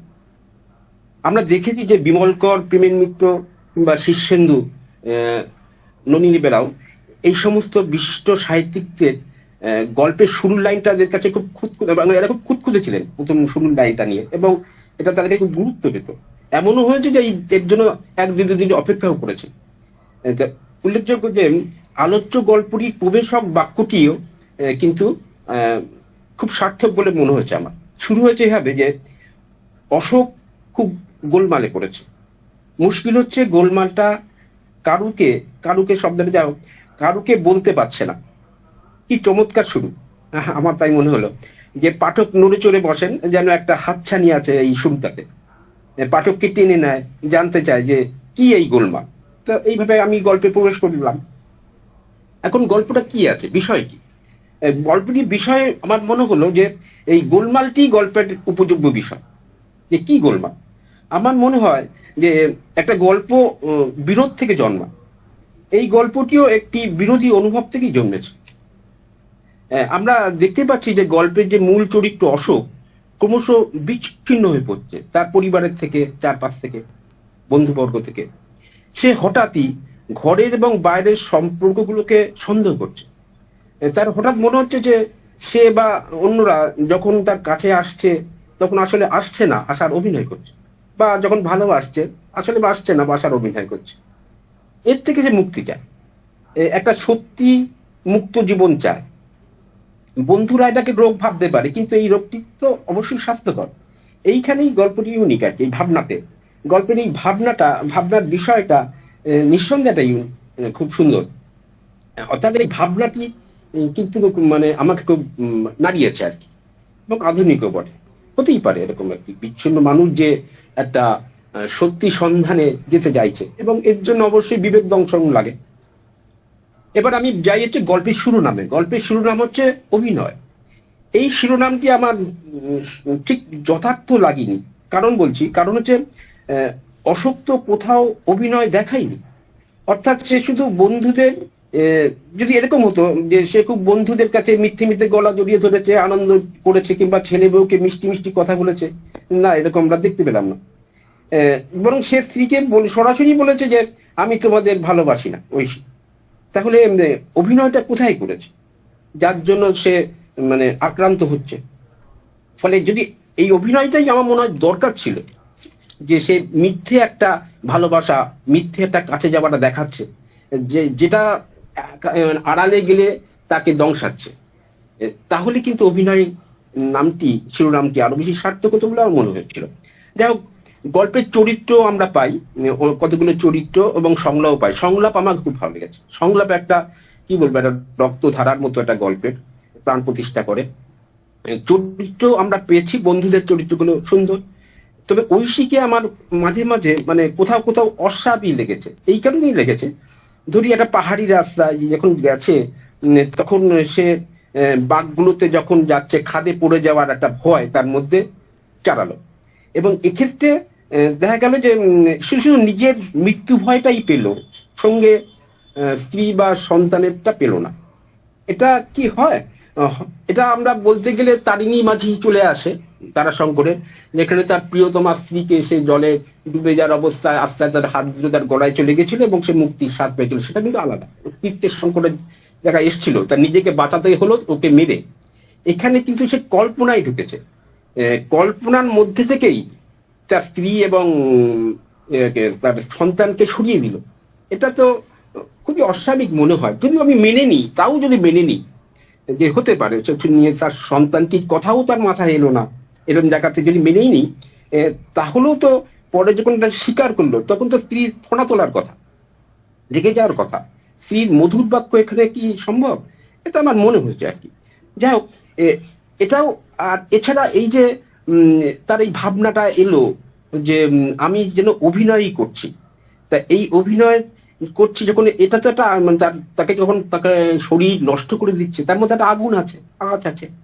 তাহলে এই আগুনে সেও পুড়বে, তার স্ত্রীও পুড়বে, এবং পাঠকও পুড়বে। কিন্তু আমার কাছে মনে হলো এই তাত আমি পাঠক হিসেবে ততটা পেলাম না। যদি সে আগুনটাকে না পাই, তাহলে কিন্তু এই সমস্যাটা অশোকের একটা স্বরচিত বা একটা শখের হয়ে দাঁড়ায়, তাই না? ফলে এটা আমার মন হলো আর কি। আরেকটা কথা বলি যে আমি বিশ্বাস করি গল্পের একটা হয়ে ওঠা আছে। খুব ভালো গল্প লাগলো শুনতে, কিন্তু গল্পটি হয়ে উঠলো না। এটা হচ্ছে গুড ফর নাথিং এর মতো হয়ে যায়।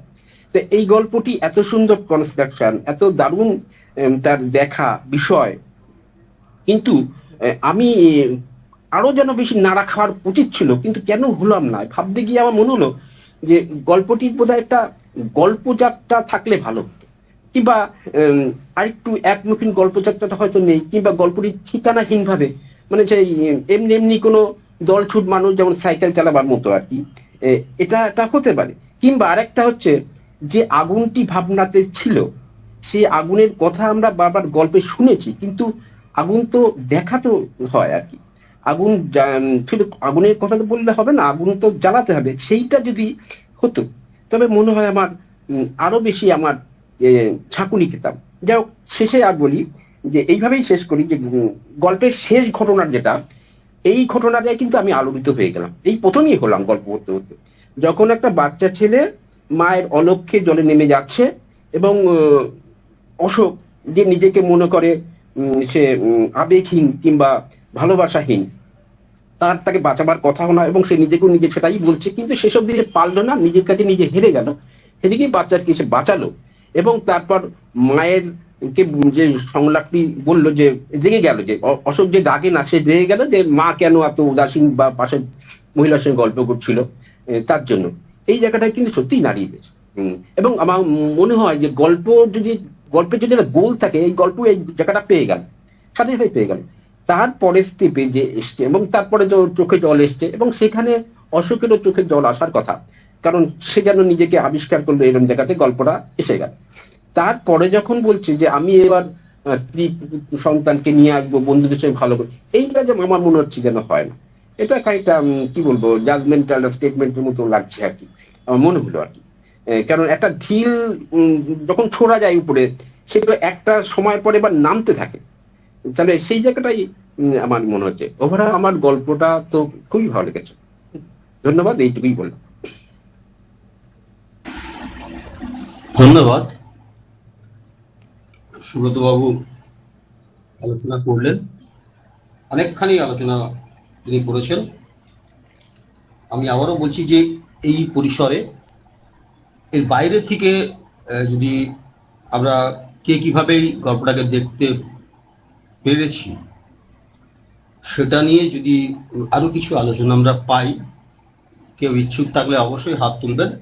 আমি এই মুহূর্তে শিক্ষা গোস্বামীকে একটু এটা নিয়ে আলোচনা করার জন্য অনুরোধ করব।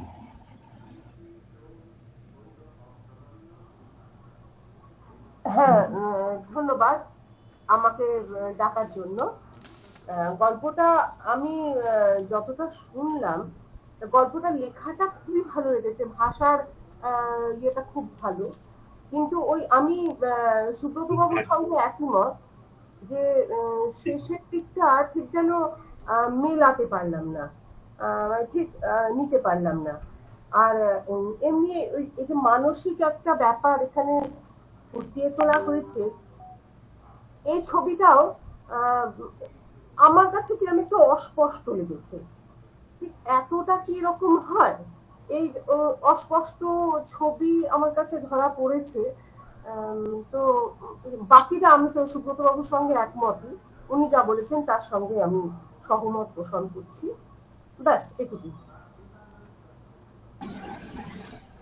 আমি একটু সংযোজন করতে চাই, মানে গল্পের নামকরণ যিনি বললেন আলোচক, সেই ব্যাপারে ছোট্টভাবে বলতে চাই যদি। হ্যাঁ, বলছি আমি শাশ্বতী নন্দী। আমার মনে হয়েছে এই যে অভিনয় নামকরণটা, আলোচক যিনি বললেন যে অভিনয়টা ঠিক গল্পের কন্টেন্টের সাথে ওনার লাগলো না, মানে সাজুজ্য লাগলো না। কিন্তু আমার মনে হয়েছে আমরা যখন পাঠকরা শুনি, আমরা তো অনেক অ্যাঙ্গেল দিয়ে বিচার করি, আমার মনে হয়েছে উনি বিরক্ত ছিলেন প্রত্যেকের মধ্যে। তিনি নিজের অভিনয় থেকেও তিনি পরের অভিনয়টা যা কিছু করছেন, এমনকি স্ত্রীকেও তার মনে হতো সবকিছু আরোপিত, মানে ভেতর থেকে আসছে না। যা কিছু করতেন, ভালো কথা বলছেন বা একটা আবেগের কথা বলছেন, সবকিছু যেন চারপাশের মানুষজন যেন বড় বেশি অভিনেতা হয়ে গেছে, তাদের ভেতর থেকে, হৃদয় থেকে তারা কথাগুলো আসছে না। তাই জন্য তার সবাইকেই মনে হতো অভিনেতা। এই জন্য হয়তো গল্পের নামকরণটাই তিনি অভিনয় রেখেছেন, এইটুকুই বলার আর কি।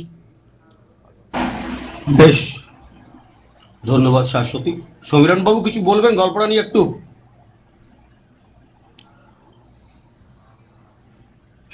সমীরণ বাবু।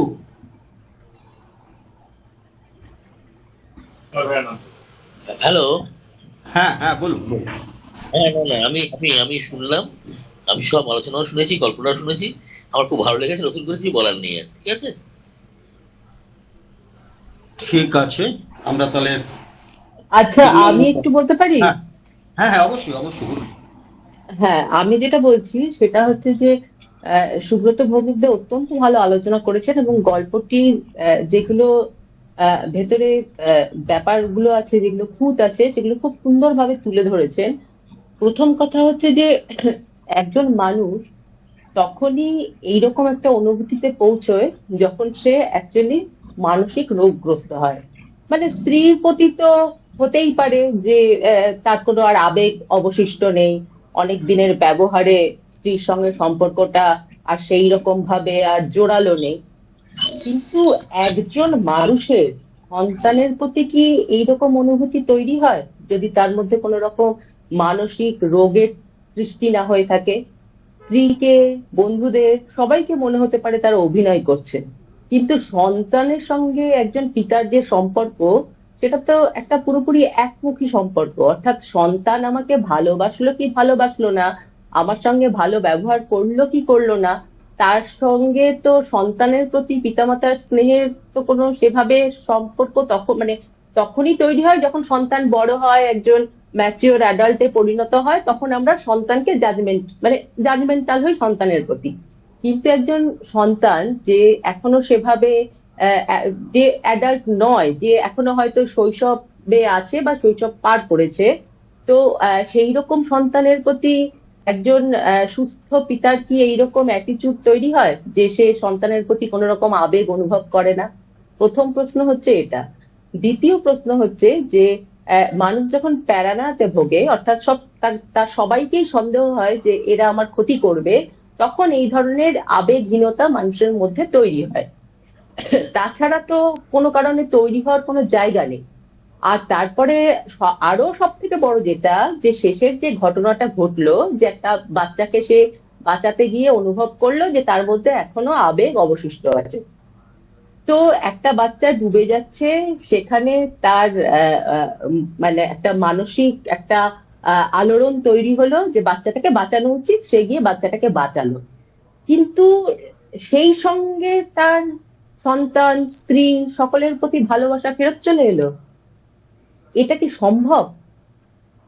একটা মানুষ দীর্ঘদিন ধরে এই আবেগকে নিয়ে চলছে যে তার কারো প্রতি আর ভালোবাসা আসছে না, সে সবার সঙ্গে অভিনয় করে চলেছে, কিন্তু একটা ঘটনাতে তার সমস্ত আবেগ, সমস্ত ভালোবাসা একদম বিপুল ভাবে, প্রবল ভাবে তার মধ্যে ফিরে এলো। এটা আমার মনে হয় এটা কখনোই কোনো মানুষের জন্যই সম্ভব না। তো সুতরাং গল্পটার মধ্যে অনেক কিছু ছিল, যেটা সুব্রতদা বললেন, যে সেই তাপটা, মানে গল্পটা খুব সুন্দর একটা মানসিক ভাবে কি বলবো, একজন রোগগ্রস্ত মানুষ বা মানসিক ভাবে একজন আবেগহীন মানুষ, এসব নিয়ে হতেই পারত, কিন্তু শেষ অবধি হয়ে উঠলো না। এইটুকুই। ধন্যবাদ। আমরা দ্বিতীয় গল্প নিয়ে অনেকগুলো আলোচনা শুনলাম। মূল আলোচক সুব্রত ভৌমিক ছাড়াও শিক্ষা গোস্বামী, শাশ্বতী, সমীরণ দাস, সুজাতা, সব মিলিয়ে অনেকগুলো আলোচনা উঠে আসলো। আর যেটা আমরা এই পর্বে পেলাম, সানার অদ্ভুত পাঠ। আমরা তৃতীয় গল্পে চলে যাচ্ছি। তৃতীয় গল্প জীবন যখন। এই গল্পটি পড়ার জন্য আমি শাশ্বতী নন্দী ম্যাডামকে ডেকে নিচ্ছি। গল্পের আলোচক পূর্ব নির্ধারিত আছে, আমি আলোচনার সময় তার নাম বলবো। আপনারা মন দিয়ে শুনুন গল্পটা। যদি আপনাদের যে অনুভব, সেটা আমাদের মূল আলোচকের পাশাপাশি আপনারাও যাতে কিছুটা শেয়ার করতে পারেন, এটা খুব ভালো হয়। ধন্যবাদ। শাশ্বতী নন্দী, উনি পড়ছেন আমাদের তৃতীয় এবং শেষ গল্প জীবন যখন। নমস্কার। এই ফোন গল্পের আসরে আমি শ্রোতা হিসেবে এর আগে এসেছি, কিন্তু তপন বাবুকে অনেক কৃতজ্ঞতা, তিনি আমাকে আজকে এই জীবন যখন গল্পের পাঠের জন্য আমন্ত্রণ করেছেন। শুরু করছি গল্পটা। সারা রাত অনিদ্রিত অনিকেত, খুব ভোরবেলায় একটি সাদা পাতায় স্পষ্ট অক্ষরে স্বস্বক্ষেত্রে সেলিব্রিটি এমন 5 জন বাঙালি ব্যবসায়ীর নাম লিখল। 1 কেসি পাল, ছাতা। 2 দুলাল চন্দ্র ভর, তালমিছরি। ব্র্যাকেটে লিখলো ছবি ও সহি সহ এবং ছবি ও সহি ছাড়া। 3 নির্মল চন্দ্র দত্ত, নস্য। 4 প্রিয় গোপাল বিষয়ী, বেনারসি, ছাপা, তাঁত, সিল্ক ইত্যাদি রকমারি শাড়ি। 5 পিসি চন্দ্র, সোনার অলংকার। 5 বছর হলো অনিকেত বিএ পাশ করেছে। টাইপ শর্ট হ্যান্ডের যুগ শেষ। সে তাই কম্পিউটার শেখার জন্য স্থানীয় কেয়ার নামে একটি শিক্ষাকেন্দ্রে ভর্তি হয়েছে। দৈনিক কাগজে কর্মখালির বিজ্ঞাপন প্রতিদিন খুঁটিয়ে খুঁটিয়ে পড়ে। জমি বাড়ির দালালি করা বা ওই প্রভাবশালী কোনো রাজনৈতিক দলের সক্রিয় সদস্য হয়ে চাকরি জোগাড় করা, এই দুয়ের কোনোটি তার পছন্দ নয়। দালালদের প্রতি মুহূর্তে মিথ্যে কথা বলতে হয়। অজ্ঞ এবং নির্বোধ লোক মাত্রেই যে কোনো দালালের পরম কাঙ্ক্ষিত ক্লায়েন্ট, এটা ভাবলেই তার নিজেকে একজন কুচক্রী, মতলববাজ, এগুলো ছাড়া আর অন্য কিছু মনে হয় না। বমি বমি ভাব আসে। যে কোনো দলের রাজনৈতিক কর্মী মানেই নিজের ইচ্ছা এবং রুচির বিরুদ্ধাচরণ করা, প্রয়োজনে প্রিয়জনকে শত্রু ভাবা বা চরম অপছন্দের মানুষটিকে পরম মিত্র বলে বুকে টেনে নেওয়ার মতো কপটতার কথা ভাবলেই অনেকে শিউরে ওঠে, সিঁটিয়ে যায়। অর্থনৈতিক স্বাবলম্বিতা এবং নিরাপত্তার জন্য সম্ভাব্য সমস্ত পন্থাগুলি নিয়ে আকাশ পাতাল চিন্তা ভাবনার পর একদিন কোনো একটি ঘটনার পরিপ্রেক্ষিতে অনিকেতের মনে হলো একমাত্র নিজস্ব একটি ব্যবসা করার মধ্যে স্বকীয়তা আছে, বিবেকের সম্মতি আছে। কোন রকম চাতুরি বা আত্মদহনের গল্প নেই। একমাত্র স্বাধীন ব্যবসায়ী তার জীবিকা হতে পারে, এমনকি তাতে তার আয়ু বাড়তে পারে। অনেকে বই পড়েছে, গল্প শুনেছে।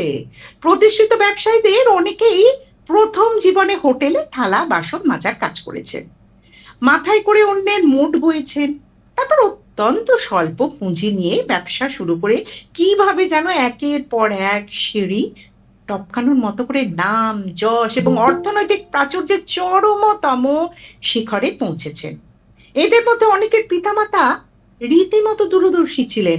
ভবিষ্যতে তাঁদের সন্তান যে প্রভূত সম্পদের অধিকারী হবে এবং সম্পদের গরিমায় যশপ্রাপ্ত হবেন, আনন্দ চিত্তে দিন যাপন করবে, এ ব্যাপারে তাঁরা এতটাই স্থির বিশ্বাসী ছিলেন যে সন্তানের নামকরণ করেছেন ধনপতি, সুফল, প্রফুল্ল, নির্মল। অনিকেতের বাবা এবং মা দুজনেরই দূরদর্শিতায় ঘাটতি আছে। তারা ধরেই নিয়েছেন পাস কোর্স গ্রাজুয়েট তাদের একমাত্র পুত্র বড়জোর সরকারি বা বেসরকারি কোনো অফিসের কেরানি হবে, বিবাহের পণের টাকায় দোতলায় নিজের একটি ঘর করবে, বিবাহের পর প্রথম বছরে এবং ওই একবারই পুরী, খুব বেশি হলে দার্জিলিং বেড়াতে যাবে। চিন্তা ভাবনায় অনিকেতের বাবা এখনো মধ্যযুগে পড়ে রয়েছেন। কোনো রকমে খেয়ে পড়ে দিন কাটিয়ে যাওয়ার মধ্যেই নাকি অপার শান্তি। অধিক অর্থের জোয়ারে নানা রকম ভাইসেস এসে জীবনটাকে ছারকার করে দিতে পারে, একথা তিনি প্রায়ই বলেন। যেমন প্রায় বলেন, অপ্রবাসী এবং অঋণী ব্যক্তি পৃথিবীতে সবচেয়ে সুখী মানুষ। অনেকে জানে তার বাবা জমানো টাকার সুচিন্তিত বিলিবন্ধ উপস্থ করে রেখেছেন। বোনের বিয়ে, তার নিজের অবর্তমানে স্ত্রীর ভরণ পোষণ এই হিসেবের মধ্যে আছে। ব্যবসা করার জন্য প্রয়োজনীয় আর্থিক আনুকূল্য সে যে তার বাবার কাছ থেকে পাবে না, এ বিষয় 105 ভাগ নিশ্চিত। সুতরাং প্রয়োজনীয় পুঁজির জন্য সম্ভাব্য সমস্ত রাস্তাগুলির কথা ভাবতে ভাবতে অনিকেতকে পুরো একটা রাত না ঘুমিয়ে কাটাতে হলো। মাঝে বাড়তিনে বিছানা থেকে নেমে জল খেলো।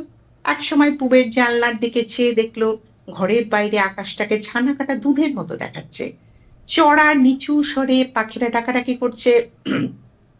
অনিকেতের মন খারাপ হয়ে গেল, কারণ সারা রাত ধরে ভেবেও অর্থ অনুসন্ধানের কোনো পথই সে খুঁজে পেল না। প্রতিটি পথে মোড়েই যদি, কিংবা, অথবা থাম পোঁতা রয়েছে। 2 অনিকেতের বোন অনুসুয়ার বান্ধবী ফর্সা রোগা রোগা দেখতে শ্রাবণী মেয়েটি এ বাড়িতে প্রায় আসে। অনুসুয়ার অজান্তে এই শ্রাবণীর সঙ্গে অনিকেতের একটি সম্পর্ক গড়ে উঠেছে। এগ্রিকালচারাল ফার্মের ভেতর রাস্তাটি ধরে একটি ম্লান বিকেলে দুজনে পাশাপাশি হাঁটছিল। দুজনের কেউই কথা বলছিল না।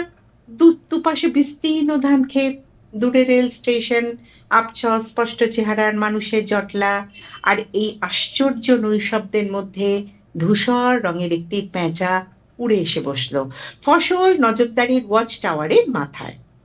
পেঁচাটি তার বড় বড় দু চোখে নিষ্পলক তাকিয়েছিল অনিকেত এবং শ্রাবণের দিকে। হয়তো প্রাকৃতিক এমন নৈসর্গিক বিন্যাসের স্পন্দনে অনিকেতের মনে মুহূর্তের জন্য অদ্ভুত আবেগ সৃষ্টি হলো। সে শ্রাবণীর বাঁ হাতের করতলটি নিজের দুহাতে ধরে আকুল গলায় বলল, তুমি আমার উপর ভরসা রাখো তো শ্রাবণী? শ্রাবণী কোনো জবাব দিল না, কিন্তু তার দু চোখের কোণ বেয়ে জল গড়িয়ে পড়ল, গাল বেয়ে, চিবুক বেয়ে। অনিকেতের সেদিন দুটি অভিজ্ঞতা হয়েছিল। নিরুত্তর শ্রাবণীর কান্নায় সম্মতির পূর্ণ প্রকাশ সে বুঝতে পেরেছিল। দ্বিতীয় অভিজ্ঞতাটি একটু বিজাতীয়। শ্রাবণীর করতল শীতকালের সাপের মতো শীতল, নিষ্পন্দ। অনিকেতের অমন তীব্র আশ্লেষেও শ্রাবণীকে তার অসম্ভব অবিচলিত মনে হয়েছিল। এই জাতীয় মেয়েরা সুবেদী, সংবেদনশীল হয়, অল্পে খুশি হয়, সুখী গৃহকোণে সবচেয়ে বেশি আনন্দ পায়। সেদিন রাতে অনিকেত স্বাধীন ব্যবসার প্রয়োজনীয় পুঁজি, সম্ভাব্য উৎসগুলি নিয়ে গভীর চিন্তা ভাবনা করলো। কোনো উপায় খুঁজে না পাওয়ার জন্য তার মন খারাপ হওয়ার পরেও সে প্রতিষ্ঠিত 5 জন বাঙালি ব্যবসায়ীর নাম সাদা পাতায় লিখলো, স্পষ্ট করে, বড় বড় অক্ষরে। সারাদিন অন্যমনস্কতার মধ্যে কাটলো অনিকেতের। দৈনিক কাগজে কর্মখালির বিজ্ঞাপন দেখলো না ইচ্ছে করেই। বিকেলে কম্পিউটার শিক্ষা কেন্দ্রেও গেল না। পরিবর্তে সন্ধ্যার সামান্য পরে একে ওকে তাকে জিজ্ঞাসা করে সে শ্রাবণীদের বাড়ি হাজির হলো। 3, শ্রাবণীদের পারিবারিক অবস্থা যে এতটা খারাপ অনিকেতের ধারণা ছিল না। কলোনির শেষ প্রান্তে নিচু জলা জমিতে ছোট্ট একটি বাড়ি, ইটের দেওয়াল, মাথায় টালি, দরমা ঘেরা রান্নাঘর, বাথরুম বলতে মাথা ফাঁকা চট ঘেরা একটি খোপ, কিশোরী একটি মেয়ে, বয়সের তুলনায় যার স্বাস্থ্য এতটাই রোগা যে সামান্য দূর থেকে বা পাশ থেকে দেখলে তাকে ছেলে বলে মনে হতে পারে। শ্রাবণের বোন নিশ্চয়ই। অনুচ্চ গলায় থেমে থেমে বলল, দিদি পড়াতে গেছে, এখনই আসবে। অনিকেত ইতস্তত করছে দেখে মেয়েটি এবার অল্প একটু হাসলো। আপনি ভেতরে এসে বসুন। চৌকির ওপর পাতলা একটি বিছানায় অনিকেত বসলো পা ঝুলিয়ে, একটু জড়সড় হয়ে। সামান্য পরে শ্রাবণীর বোন 1 কাপ চা নিয়ে এলো। মা পাঠিয়ে দিল বলে একটু থেমে আগের কথাটাই আবার বলল, দিদি পড়াতে গেছে, এখনই আসবে। চা খাওয়া শেষ করে অনিকেত কাপ ডিশটা কোথায় রাখবে এই ভেবে এদিক ওদিক দেখছে। দরজা জুড়ে একটি ছায়া ছেঁড়া গলায় বলল, দাও আমার হাতে।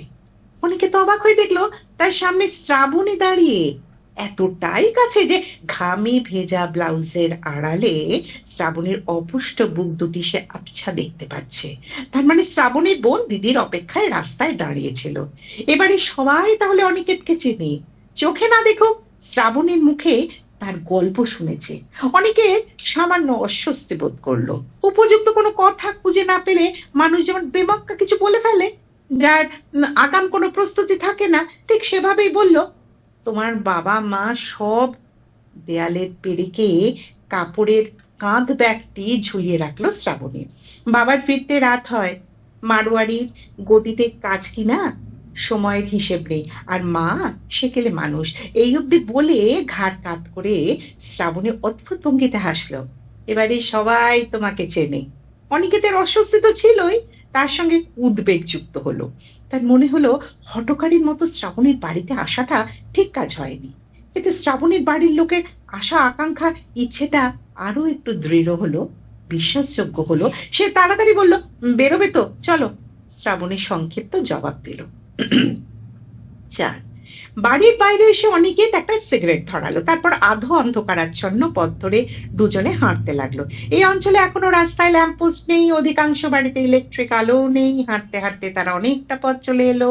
দুজনের কেউ কোনো কথা বলছে না। অনিকেতের মনে হলো শ্রাবণী হয়তো তার পারিবারিক দুরবস্থার কথা ভেবে লজ্জা পাচ্ছে। শ্রাবণীর মনে তখন কিন্তু অন্য একটি ধারণা দানা বাঁধছিল, যার মধ্যে আশার কথা, খুশির কথা এবং রোমান্সের মোলায়েম স্পর্শ জড়িয়ে আছে। কলোনির রাস্তা ছেড়ে বড় রাস্তায় এসে পড়লো তারা। এখানে আলো আছে, শাঁসা শব্দে বাস, লরি, স্কুটার ছুটে যাচ্ছে। পথ চলতে মানুষজন কম, অথচ কটাই বা বাজে। সামান্য দূরে রাস্তাটা যেখানে বাঁক নিয়েছে তার বাপাশে বিশাল একটি দিঘি। শ্রাবণী নিচু গলায় আস্তে করে বলল, এখানে একটু বসবে? হ্যাঁ না কোনো জবাব না দিয়ে অনিকেত পকেট থেকে রুমাল বার করে, সেটা পেতে বসলো। দিঘির জল ছুঁই ছুঁই পাড় ঘেঁষে শ্রাবণীও বসলো তার পাশটিতে, সামান্য তফাতে দু হাঁটু জড়ো করে তার উপর থুতনিটি রেখে। প্রেমিক দুজন মানব মানবীর এইভাবে বসার দৃশ্যটি পুরনো এবং সুপরিচিত, কিন্তু তাদের কথোপকথন হলো চেনা ছকের বাইরে। অনিকেত বলল, হঠাৎ করে কেন তোমাদের বাড়িতে এলাম জানো? শ্রাবণী ঘাড় দোলালো, না স্বাধীন একটা ব্যবসার কথা ভাবছিলাম। একটু থেমে বলল, ক্যাপিটাল নেই। এরপর উত্তরে শ্রাবণীর ইতিবাচক কোনো জবাব থাকতে পারে না। স্বভাবতই সে নিশ্চুপ রইল। 5 জন সেলিব্রিটি বাঙালি ব্যবসায়ীর নাম লিখেছি, এই দেখো বলে অনিকেত জামার বুক পকেট থেকে সাদা কাগজটি বার করে পড়া মুখস্থ বলার মতো বলতে শুরু করলো। কেসি পাল, দুলাল চন্দ্র ভর, নির্মল চন্দ্র দত্ত, ছাতা, তালমিছরি, নস্য। অনিকেতের বলার মতো অধৈর্য এবং উত্তেজনা এতটাই প্রকট যে শ্রাবণী বিরক্তি ভরা গলায় বলল, এসব শুনে লাভ কি? অনিকেত মুহূর্তে চুপসে গেল, ক্লান্ত গলায় বলল, এদের মধ্যে কেউ কেউ অতি সামান্য জায়গা থেকে ব্যবসা শুরু করেছিলেন, তারপর কিভাবে কোন পথে যে এগোতে এগোতে। অনিকেতকে চমকে দিয়ে শ্রাবণী হঠাৎ খিলখিল করে হেসে উঠল। যে যার নিজের পথে চলেছে, এদের মধ্যে কাউকে হয়তো লড়াইও করতে হয়েছে, কঠিন লড়াই। না, আমি ঠিক তা বলতে চাইছি না। এটুকু বলতে গিয়েই অনিকেতের জিভ জড়িয়ে গেল। হ্যাঁ ঠিক তাই, শ্রাবণী দৃঢ় গলায় বলল, সেলিব্রিটিদের নিয়ে মাথা ঘামিয়ে লাভ কি বলতো? আমরা তো আমাদের পথে হাঁটবো। শ্রাবণীর মুখে আমরা এবং আমাদের শব্দ দুটি শুনে মুহূর্তের জন্য হলেও অনেকে চমকে উঠলো। সে খুব গাঢ় গলায় আলতো করে ডাকলো, শ্রাবণী। শ্রাবণী অপলক অনিকেতের মুখের পানে চেয়ে জবাব দিল, বলো, একটা কিছু তো করতে হবে। তা না হলে শ্রাবণীর ঠোঁট চেপে হাসলো একটু, তারপর আচমকা ব্যগ্র গলায় বলে উঠলো, অনিকেত দেখো দেখো। কি? বলে অনিকেত সপাটে ঘাড় ফিরিয়ে দেখলো তারা যেখানে বসে রয়েছে তার সামান্য একটু দূরে একটি ট্যুরিস্ট কোম্পানির বিশাল বিজ্ঞাপন দুটি লোহার থামের গায়ে আড়াআড়ি ভাবে আটকানো। দুরন্ত গতিতে ছুটে আসা একটি ট্রাকের আলো গিয়ে পড়েছে বিজ্ঞাপনটির ওপর। সাদা বরফে ঢাকা একটি উঁচু পাহাড়ের চূড়া, পাহাড়টির গা বেয়ে এঁকে বেঁকে সরু একটি পথ উঠে গেছে উপর দিকে। পথটির পাশে পাশে খরস্রোতা একটি নদী। একজন যুবক পর্যটক পিঠে বিশাল বোঝা নিয়ে সরু পথটি বেয়ে উঠতে উঠতে হঠাৎ দাঁড়িয়ে পড়ে। তার থেকে বেশ খানিকটা নিচে উদ্বিগ্ন মুখের একটি যুবতীকে হাতের ইশারায় ডাকছে তাকে অনুসরণ করার জন্য। শোঁ শোঁ শব্দের ট্রাকটি পার হয়ে গেল। বিজ্ঞাপনের ছবিটি মুহূর্তে অন্ধকারে তলিয়ে গেল। তখন শ্রাবণী খুব সন্তর্পণে তার রোগা হাত দুটি দিয়ে অনিকেতের ডান হাতের করতালে আলতো চাপ দিয়ে বলল, আজ থেকে তুমি আমায় ডাকবে অনুসৃতা বলে। আর একটু থেমে ফিসফিস করে বলল, আমি তোমার নাম দিলাম সুমেরু শেখর। রাতে ঘুম আসার আগে অব্দি পুলকিত অনিকেত শ্রাবণীর নতুন নামকরণের অর্থটা কিছুতেই ধরতে পারল না। সাহিত্য না দর্শন নাকি ঐতিহাসিক কোনো কারণ আছে এর পেছনে? এইসব ভাবতে ভাবতে একসময় সে ঘুমিয়ে পড়ল। গল্পের এখানেই শেষ। ধন্যবাদ। খুবই সুন্দর পড়লেন শাশ্বতী। জীবন যখন এই গল্পটি, এখন এই গল্প নিয়ে আলোচনা করার জন্য দেবাশিস মল্লিক আপনাকে আহ্বান জানাচ্ছি। দেবাশিস মল্লিক, আপনি আলোচনা। নমস্কার, প্রত্যেককে ও শুভেচ্ছা জানিয়ে গল্পটা নিয়ে সামান্য আমার যা মনে হয়েছে গল্পটা শুনতে শুনতে বা পড়ে সেটা বলি। এই গল্প নিয়ে আলোচনার আগে যে কথাটা বলি যে এই গল্পে লেখক আজকের দিনের যে জ্বলন্ত সমস্যা, শিক্ষিত, বেকারত্ব বা মধ্যবিত্ত পরিবারের যে সংকট, সেই সংকটগুলোর কথা তিনি তুলে ধরেছেন এবং এই সংকটের কথা বলতে গিয়ে যেভাবে তিনি বলেছেন বা এই অনিকেত নামের ছেলেটি, যার অনিকেত শব্দের মানে যার নিজস্ব কোনো বাসস্থান নেই, আশ্রয় নেই, তো এই নামের ছেলে সে তো আজকের দিনের যে শিক্ষিত বেকার তার প্রতিনিধি স্বরূপ। অনিকেত এখানে গল্পকারের সম্বন্ধে আমার যে অনুযোগ, যে গল্পটি শুরু হয়েছে যেভাবে, সেখানে আমাদের একটা গভীর প্রত্যাশা জাগিয়ে গল্পটা শুরু করেছেন তিনি এবং একটা ভীষণ রকম চমক, যে যে অনুপ্রেরণা পেতে চাইছে বা তার জীবনটাকে পাল্টাতে চাইছে, নতুন উজ্জ্বল ভবিষ্যৎ দেখতে চাইছে অনিকেত, তার জন্য অনুপ্রেরণা পেতে চাইছে যে কিংবদন্তি হয়ে যাওয়া শিল্পপতিদের নাম তারা পরপর লিখে নিচ্ছে। সে অনিদ্রা অবস্থায় রাত কাটিয়ে তারপরে এরকম একটা ভীষণ রকম আমরা চমকিত হই পাঠক হিসাবে গল্পটা পড়তে পড়তে। তারপর গতানুগতিক পথেই চলে, সেখানে শ্রাবণী আসে। সে মেয়েটি অনেক বেশি বাস্তবতার মধ্যে তার পা প্রথিত আছে। অনিকেত কিন্তু ভীষণ রকম ভাবে আবেগপ্রবণ বলে আমাদের মনে হয় এবং সে নানান রকম হঠকারী ভূমিকা নিয়ে ফেলে, যেমন এবং সে কাজটা করে ফেলে, তারপরে সে ভাবে, যেমন সে শ্রাবণীর বাড়িতে পৌঁছে যায় এবং তারপরে পরবর্তীতে তার মনে হয় যে বোধহয় এভাবে চলে আসা ভুল হয়েছে। যাই হোক, এভাবে গল্পটা এগিয়ে যায় এবং আমরা দেখি যে 4টি পরিচ্ছেদ আছে, অধ্যায় আছে। সেখানে আমরা শেষ অধ্যায়ে গিয়ে দেখি যে শ্রাবণী, যার কথা আমি বলছিলাম যে মেয়েটি বাস্তবের যেহেতু ভীষণ রকমের লড়াইয়ের মধ্যে দিয়ে তাকে জীবনযাপন করতে হয়, তার ফলে সে অত বেশি স্বপ্ন কল্পনা মধ্যে সে থাকতে পারে না, সেটা তার কাছে বিলাসিতা। তো তার ফলে সে অনিকেত যখন এ ধরনের স্বপ্নর কথা বলে তখন সে তাকে বাস্তবে ফিরিয়ে আনে, যে কথাটি বলে যে আমরা তো আমাদের পথেই হাঁটব। এই যে কথাটি, এটি কিন্তু এই গল্পের একটি মূল বক্তব্য এবং সত্যি করেই আমাদের প্রত্যেকটি ব্যক্তি মানুষের লড়াই তো নিজের নিজের মতো করে, তার ফলে আমাদের লড়াই, আমাদের পথ হাঁটা সেটা নিজের নিজের মতো করে।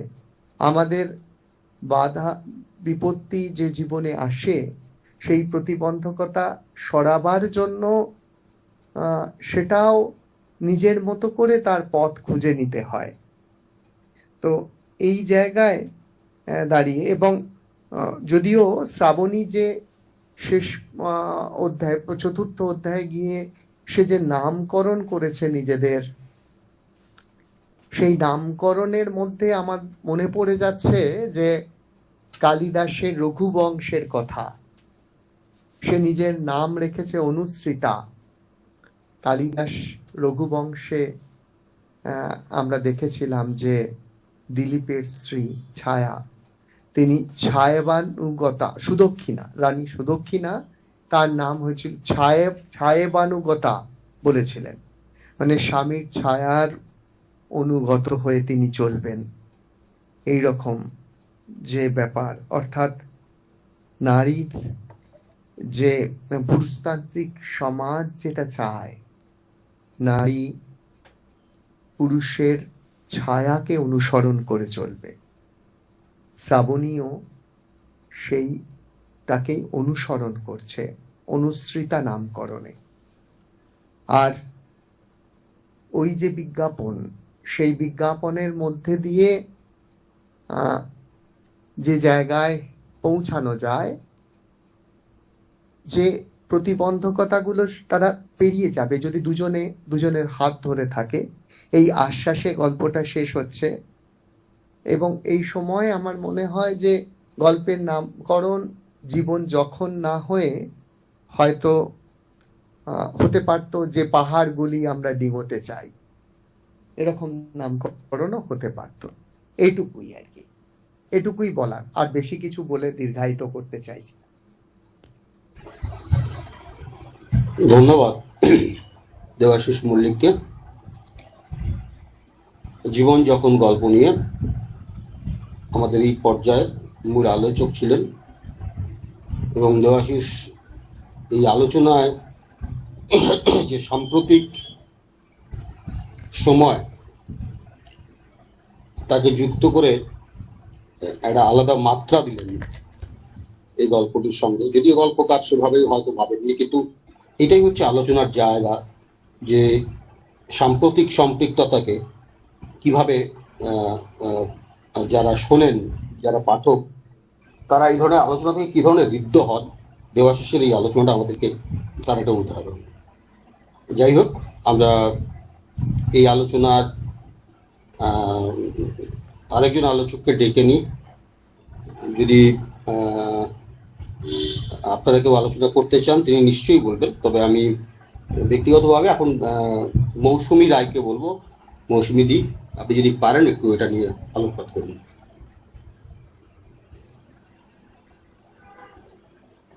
মৌসুমী কি আছেন?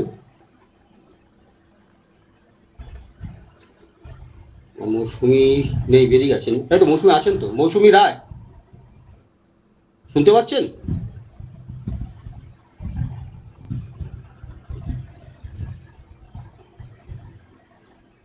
মৌসুমী কি মিউট হতে পারছেন না? সরি, আনমিউট হতে পারছেন না? অয়ন আছেন, একটু আলোচনা করবেন অয়ন।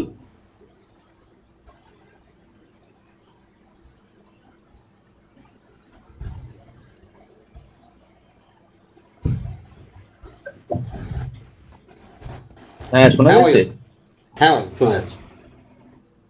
হ্যাঁ, গল্পটা শুনলাম। গল্পটা যিনি বললেন, আলোচনাও খুব ভালোই লাগলো। মানে আমার এই গল্পটা নিয়ে আর কোনো বক্তব্য নেই বিশেষ, তবু আমার শুধু একটাই মনে হলো, এটা একটা মানে যেহেতু উনিও আগের আলোচক যেটা বললেন, এখনকার সময়ের একটা অস্থিরতা চলছে, তবে এটাও ঠিক, এটা বর্তমানের সমস্যা নয়।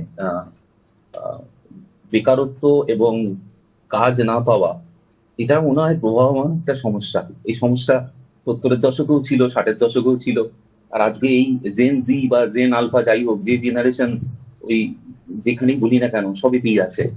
তো এই সমস্যা একটা ব্যাপার নয়, গল্পটা কিভাবে গেছে সেটাই আসল। তো সেখানে আমার যেটা মনে হয়েছে, আমার এই গল্পটার মধ্যে একটা লাবণ্য আছে। আমার যেটা মনে হয়েছে লাবণ্য বলতে এই যে দুটো চরিত্রের মধ্যে একটা সম্পর্ক তৈরি হলো, বিশেষ করে শেষের দিকটা, এই দুজনের বসা কাছে, এই দুজনের মধ্যে যেটাকে ওই এখনকার দিনে বলে না কেমিস্ট্রি, এই জায়গাটা বেশ সুন্দর লেখক এনেছেন। এটা বেশ ভালো লাগলো। মানে সংকটের সঙ্গে যে একটা যেটা প্রেম বলতে পারি আমি, সেই জায়গাটা বেশ ভালো লেগেছে গল্পটা। আর বাকিটা নিয়ে যে আগের আলোচক বলেই দিয়েছেন, ভালো লেগেছে গল্পটা।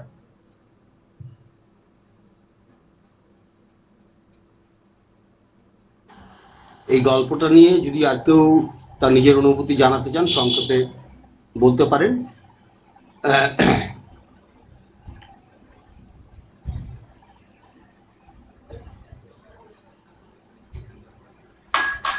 যাই হোক, আমরা 3টে গল্প শুনলাম এবং 3টে গল্পের আলোচনা শুনলাম।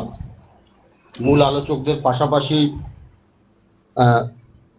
দর্শক এই শ্রোতা যারা ছিলেন তাদের মধ্য থেকেও বেশ কিছু আলোচনা, বেশ কিছু পরামর্শ উঠে এসছে এবং সেগুলো নিয়ে গল্পকাররা ভাববেন। গল্পকারদের নিজস্ব স্বাধীনতা আছে, তারা কোনো পরামর্শ গ্রহণ করতেও পারেন, নাও করতে পারেন, সেটা ঠিক আছে। এই 3টি গল্প আমার কাছে যদি খুব সংক্ষেপে আমি বলি, সেটা হচ্ছে যে 3টি মাত্রা আজকের সন্ধ্যায় যোগ করেছে। 3 ধরনের গল্প। একটি গল্প প্রথম যেটা আমরা শুনলাম, বন বাংলো বা বন বাংলো যাই বলি না কেন, একটি সংঘাত, প্রকৃতিকে ধ্বংস করার এবং প্রকৃতিকে রক্ষা করার দুটি শক্তির মধ্যে একটা সংঘাত। সরি, ওই যেহেতু বন বাংলো গল্পটা নিয়েই বলছেন, যে আলোচক তিনি একটা গল্পের রেফারেন্স টেনেছিলেন অন্তর্ঘাত, ওটি কার লেখা সেটা যদি একটু বলেন, আমি মিস করে গেছি, ওই জন্য আমি এখনই বললাম। যিনি আলোচক ছিলেন তিনি বলছিলেন, মানে বন বাংলোর যিনি আলোচনা করেছেন। বাণী বসু। বেশ বেশ বেশ, ঠিক আছে, থ্যাংক ইউ। তো এই সংঘাতের এই গল্পটা নিয়ে তারপরে মধ্যবর্তী জায়গাতে যা যা হয়েছে সেই নিয়ে কিছু আলোচনা এসছে। আমি সেইগুলোর পুনরাবৃত্তি করতে চাই না। আমার ব্যক্তিগতভাবে একজন গল্পকার হিসাবে মনে হয়েছে যে যে জায়গাগুলো আরেকটু ছুঁতে পারতো, সেটা হচ্ছে এই যে আমি বললাম যে সংঘাতের কথা, এই সংঘাতের একটি একতরফা আয়োজন এই গল্পের মধ্যে আছে। কারণ আরেকতরফা যে আয়োজন, সেই আয়োজনটা এখানে আমরা দেখতে পাচ্ছি না। আমরা দেখতে পাচ্ছি যারা রেজিস্ট করছে তারা তীরধনুক নিয়ে, ধামসা মাদল নিয়ে সংগঠিতভাবে তারা রেজিস্ট করছে। কিন্তু বিপরীতে আজকের সময়ে দাঁড়িয়ে এই ধরনের পাহাড়, এই ধরনের জঙ্গল আমরা যদি ছত্তিশগড়ে দেখতে পাই, অরণ্যের যে ধ্বংসের যে যজ্ঞ চলল, যে বিপুল শক্তি নিয়ে, যে বিপুল রাষ্ট্র শক্তি এবং তার সঙ্গে যে দানবীয় যন্ত্রশক্তি নিয়ে এই দখল চলছে, সেই জায়গায় দাঁড়িয়ে ওই মানুষগুলি যারা চিরাচরিত পদ্ধতিতে এই ধরনের প্রতিরোধ গড়ে তোলে,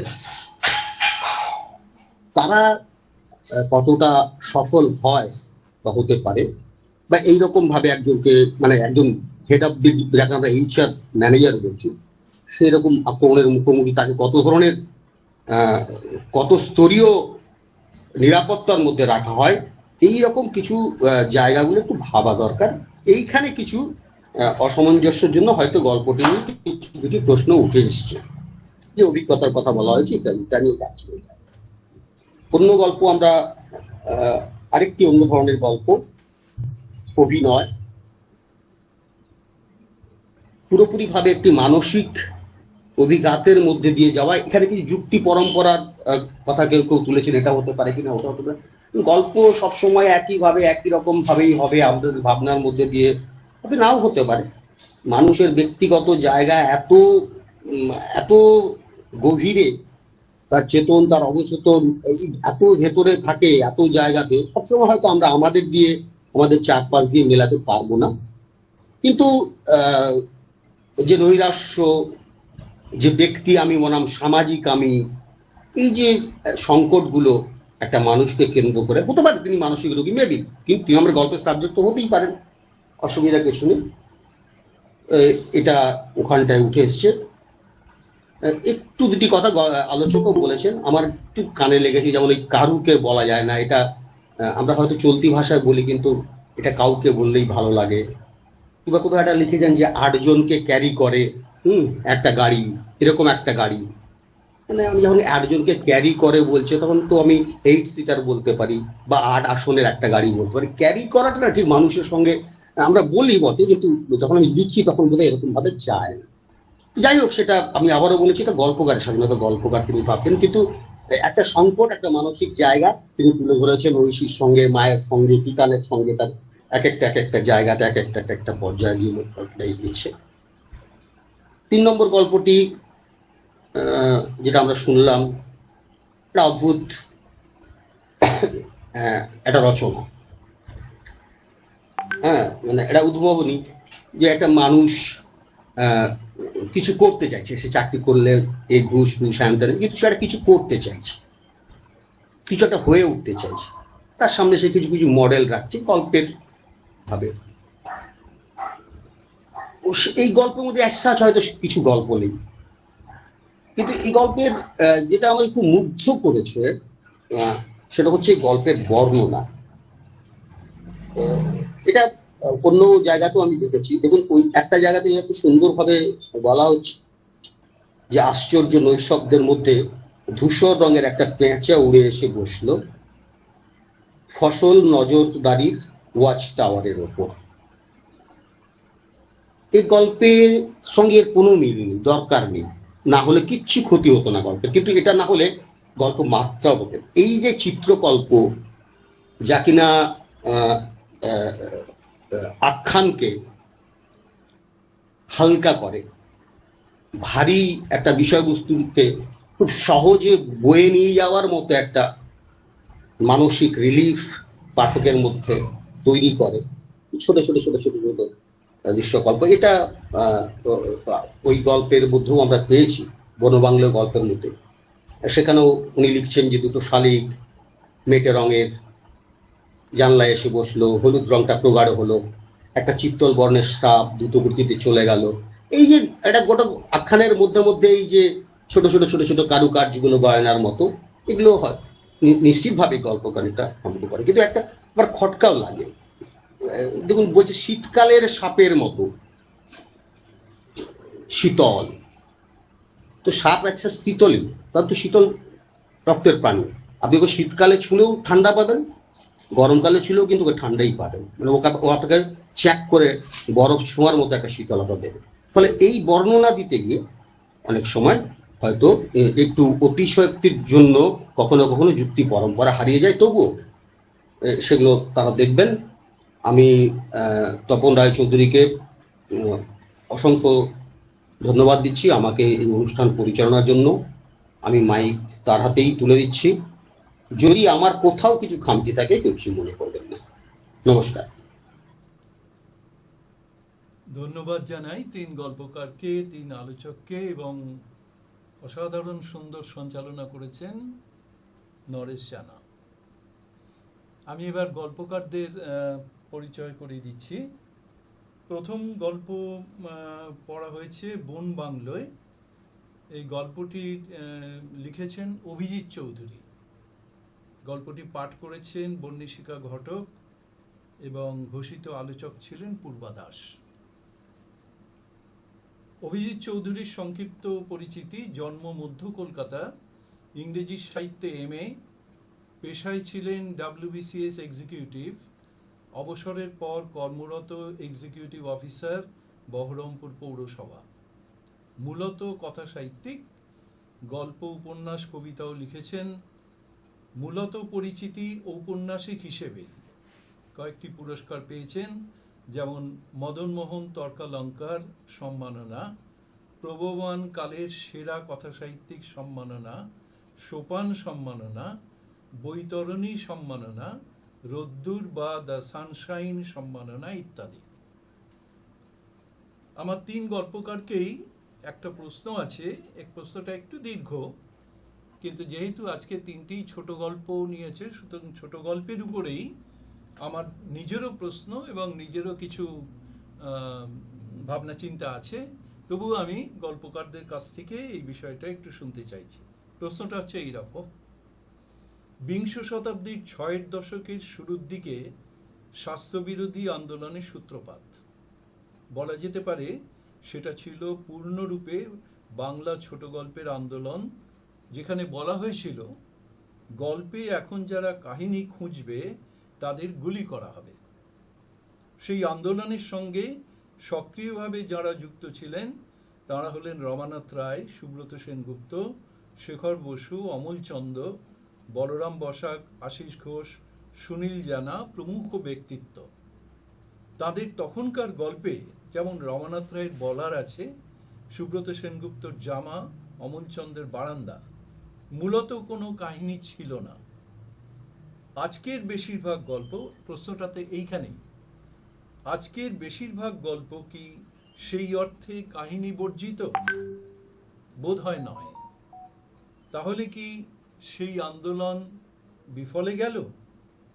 অথবা বলতে চাইছি সেই আন্দোলন কতটা সফল আজকের গল্পের বিষয়ের ক্ষেত্রে, আঙ্গিকের ক্ষেত্রে? আমার প্রথম প্রশ্ন, এই প্রশ্নটা তিনজনকেই। অভিজিৎ চৌধুরী একটা বিশেষ কাজে, তার পেশাগত কাজে তিনি বেরিয়ে গেছেন এবং তিনি তার বক্তব্য সংক্ষিপ্তভাবে আমাকে বলে দিয়েছেন এবং লিখে দিয়েছেন এবং পাঠিয়ে দিয়েছেন। সেইটা আমি পড়ে শোনাচ্ছি। প্রথা বিরোধী গল্পকারদের মধ্যে আমি একসময় রমানাথ রায়ের ভক্ত ছিলাম। তবে গল্পে প্রকরণ নয়, নরনারীর জীবনের নিপুণ স্কেচ আমরা প্রথাগতভাবে লিখলেও জীবন দর্শনে বিন্দুবৎ উজ্জীবন আনতে পারলেও গল্পকার হয়তো থাকবেন।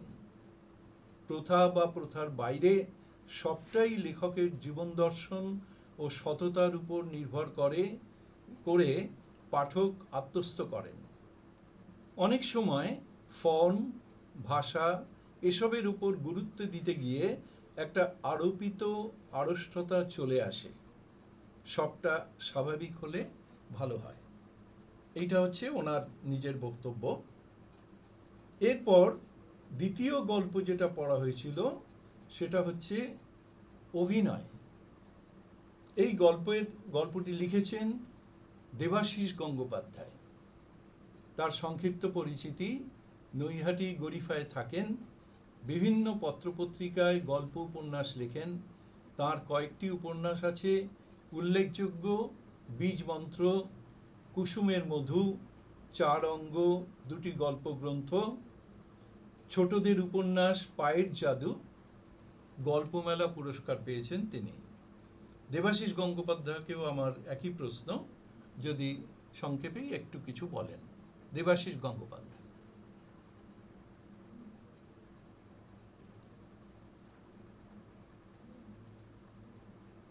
দেবাশিস গঙ্গোপাধ্যায় আছেন? হ্যাঁ, নমস্কার। হ্যাঁ হ্যাঁ, বলুন। সবাইকে নমস্কার জানাই যারা উপস্থিত রয়েছেন।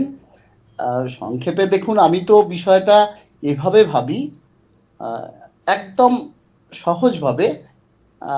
ধরুন, যারা সাইকেল ছোটবেলায় চালিয়েছেন, এখনো যারা চালান, অর্থাৎ যারা সাইকেল শিখেছেন, সাইকেল প্রথমে যখন আমরা চালাতে চালাতে আমাদের, অন্তত আমার নিজের অভিজ্ঞতা আছে, যখন আমি 12-14 বছর বয়স, সেই সময় একটা সময় সাইকেল যখন খুব শিখে ফেললাম, তখন একটা সময় আমরা হ্যান্ডেলটা ছেড়ে দিতাম।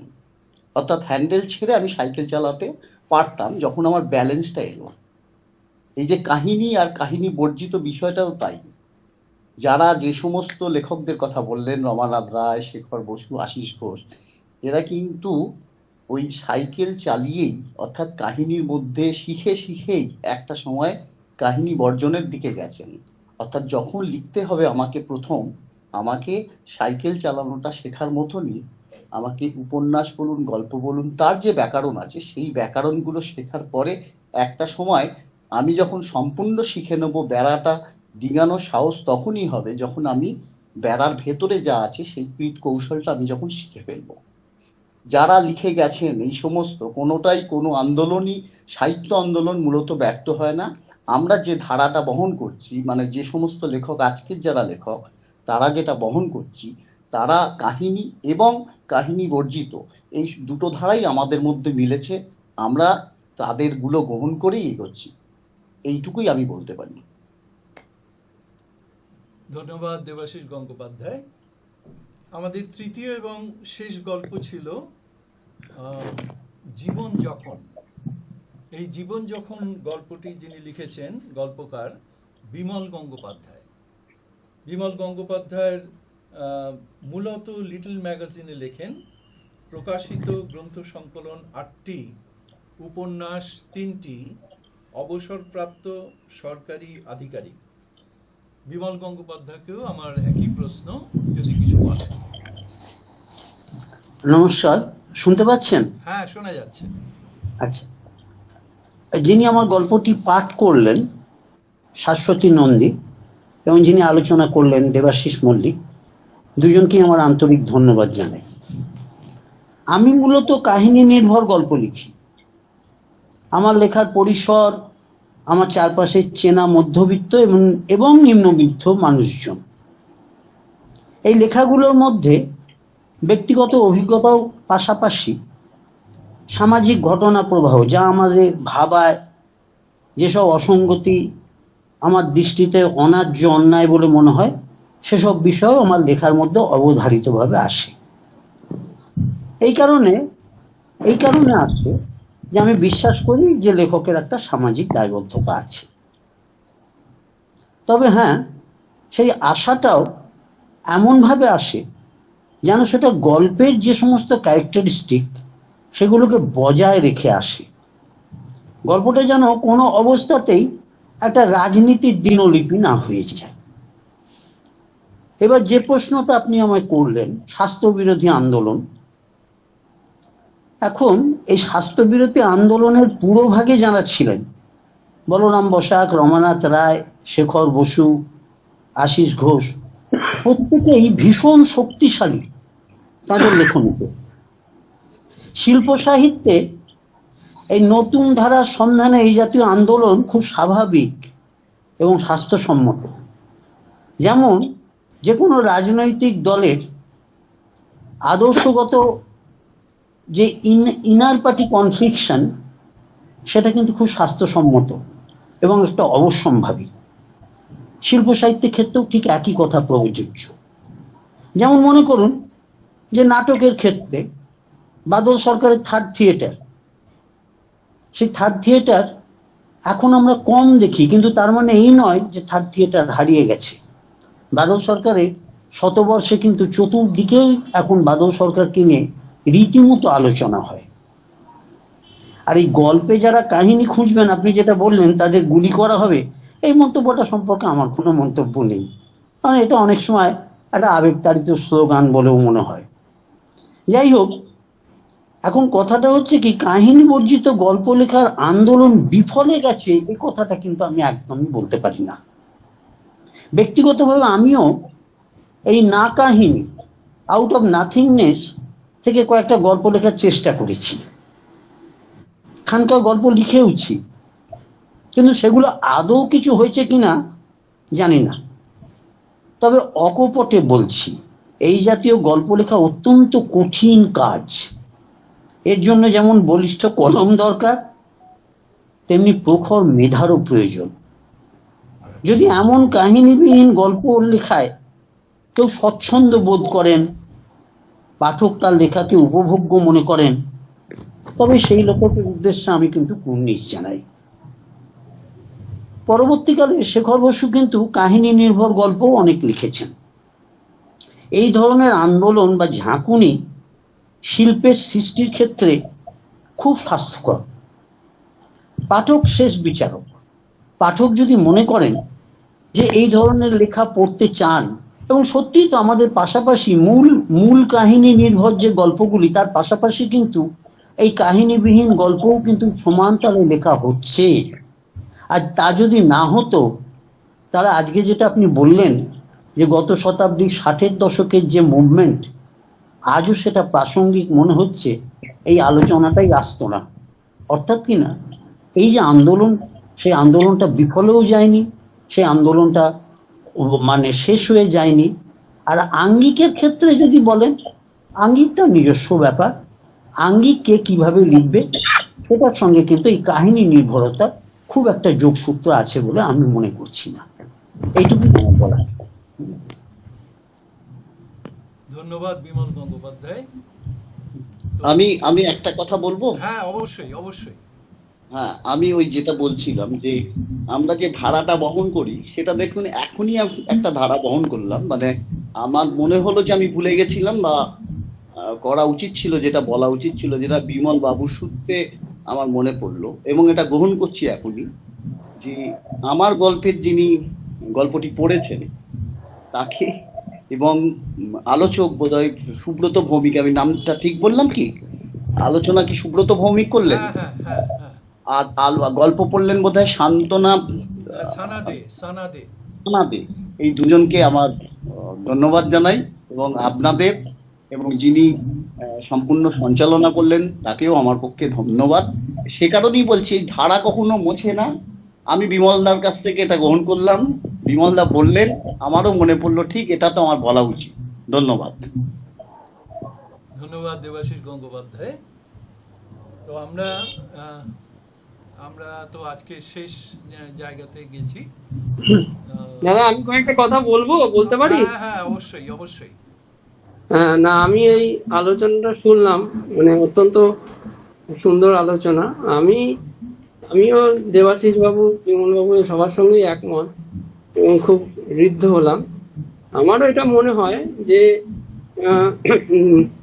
ছন্দ যে এখন আধুনিক, আমি কবিতার প্রসঙ্গ আনছি, যে এই যে আধুনিক কবিতা লেখা হচ্ছে, সবাই বলে ছন্দ থাকবে না এরকম, কিন্তু ছন্দ না জানলে যেমন ছন্দ ভাঙা যায় না, ঠিক সেইভাবে দেবাশিস বাবু যেমন বলেছেন, একদম একমত, যে আগে মূল গল্প লেখার যে ব্যাকরণ কৌশল যদি আমরা না জানি তাকে ভাঙতে পারবো না। এবং পাশাপাশি এই যে গল্প যে বিভিন্ন লেখা হচ্ছে, যে ফর্মের গল্প বা কাহিনীবিহীন গল্প, এই গল্পগুলো বোঝারও তো আমরা যে পাঠক, আমাদের পাঠক তাকে বুঝতে গেলেও সেই শিক্ষাটা আমাদের দরকার। অর্থাৎ আমরা যদি গল্প বেশি করে না পড়ি, বিভিন্ন ধরনের গল্প, তাহলে আমরা বুঝতে পারবো না। আর যদি না বুঝতে পারি, যেমন একটা আঁকার ইয়েতে গণেশ শালু আঁকছেন, সবাই আঁকছেন, আমরা গিয়ে সেই আধুনিক ছবি, অ্যাবস্ট্রাক্ট ছবি, আমরা কিছুই বুঝতে পারছি না, কিন্তু হা করে দাঁড়িয়ে আছি। আমার নিজের অভিজ্ঞতায় বলছি যে হা করে দাঁড়িয়ে আছি, বিভিন্ন এক্সিবিশনে গেছি এবং নিজে চেষ্টা করছি, বিন্দুমাত্র আঁকতে পারছি না। তখন যেটুকু আমি জানি আঁকা সম্বন্ধে, যে তারা কিন্তু ওই জিনিসটাকে, বেসিক জিনিসটাকে ভুলে খেয়েছেন, তার ফলে সেটাকে ভাঙতে পেরেছে। কাজে এই যে কোনো শিল্পর মাধ্যমে যে বেসিক ব্যাকরণ, গ্রামার, এগুলো খুব ভালো করে আত্মস্থ করলে তারপর তাকে ভেঙে অন্য জায়গায় যেমন যাওয়া যায়, এবং পাঠক যারা, তাদেরও এই বিপরে পড়াশুনো না থাকলে সেই জায়গায় ছোঁয়া যায়। এইটুকুই বলার। আমার আলোচনা খুব ভালো লাগলো, সমস্ত গল্পগুলো ভালো লাগলো, সমস্ত গল্পকার, আলোচকদের আমার অত্যন্ত শ্রদ্ধা এবং নমস্কার জানাই। ধন্যবাদ সুব্রত। এই প্রসঙ্গে 1 ঘন্টা 58 মিনিট হয়েছে, আমি 2 মিনিটে একটা কথা একটু বলে নিই।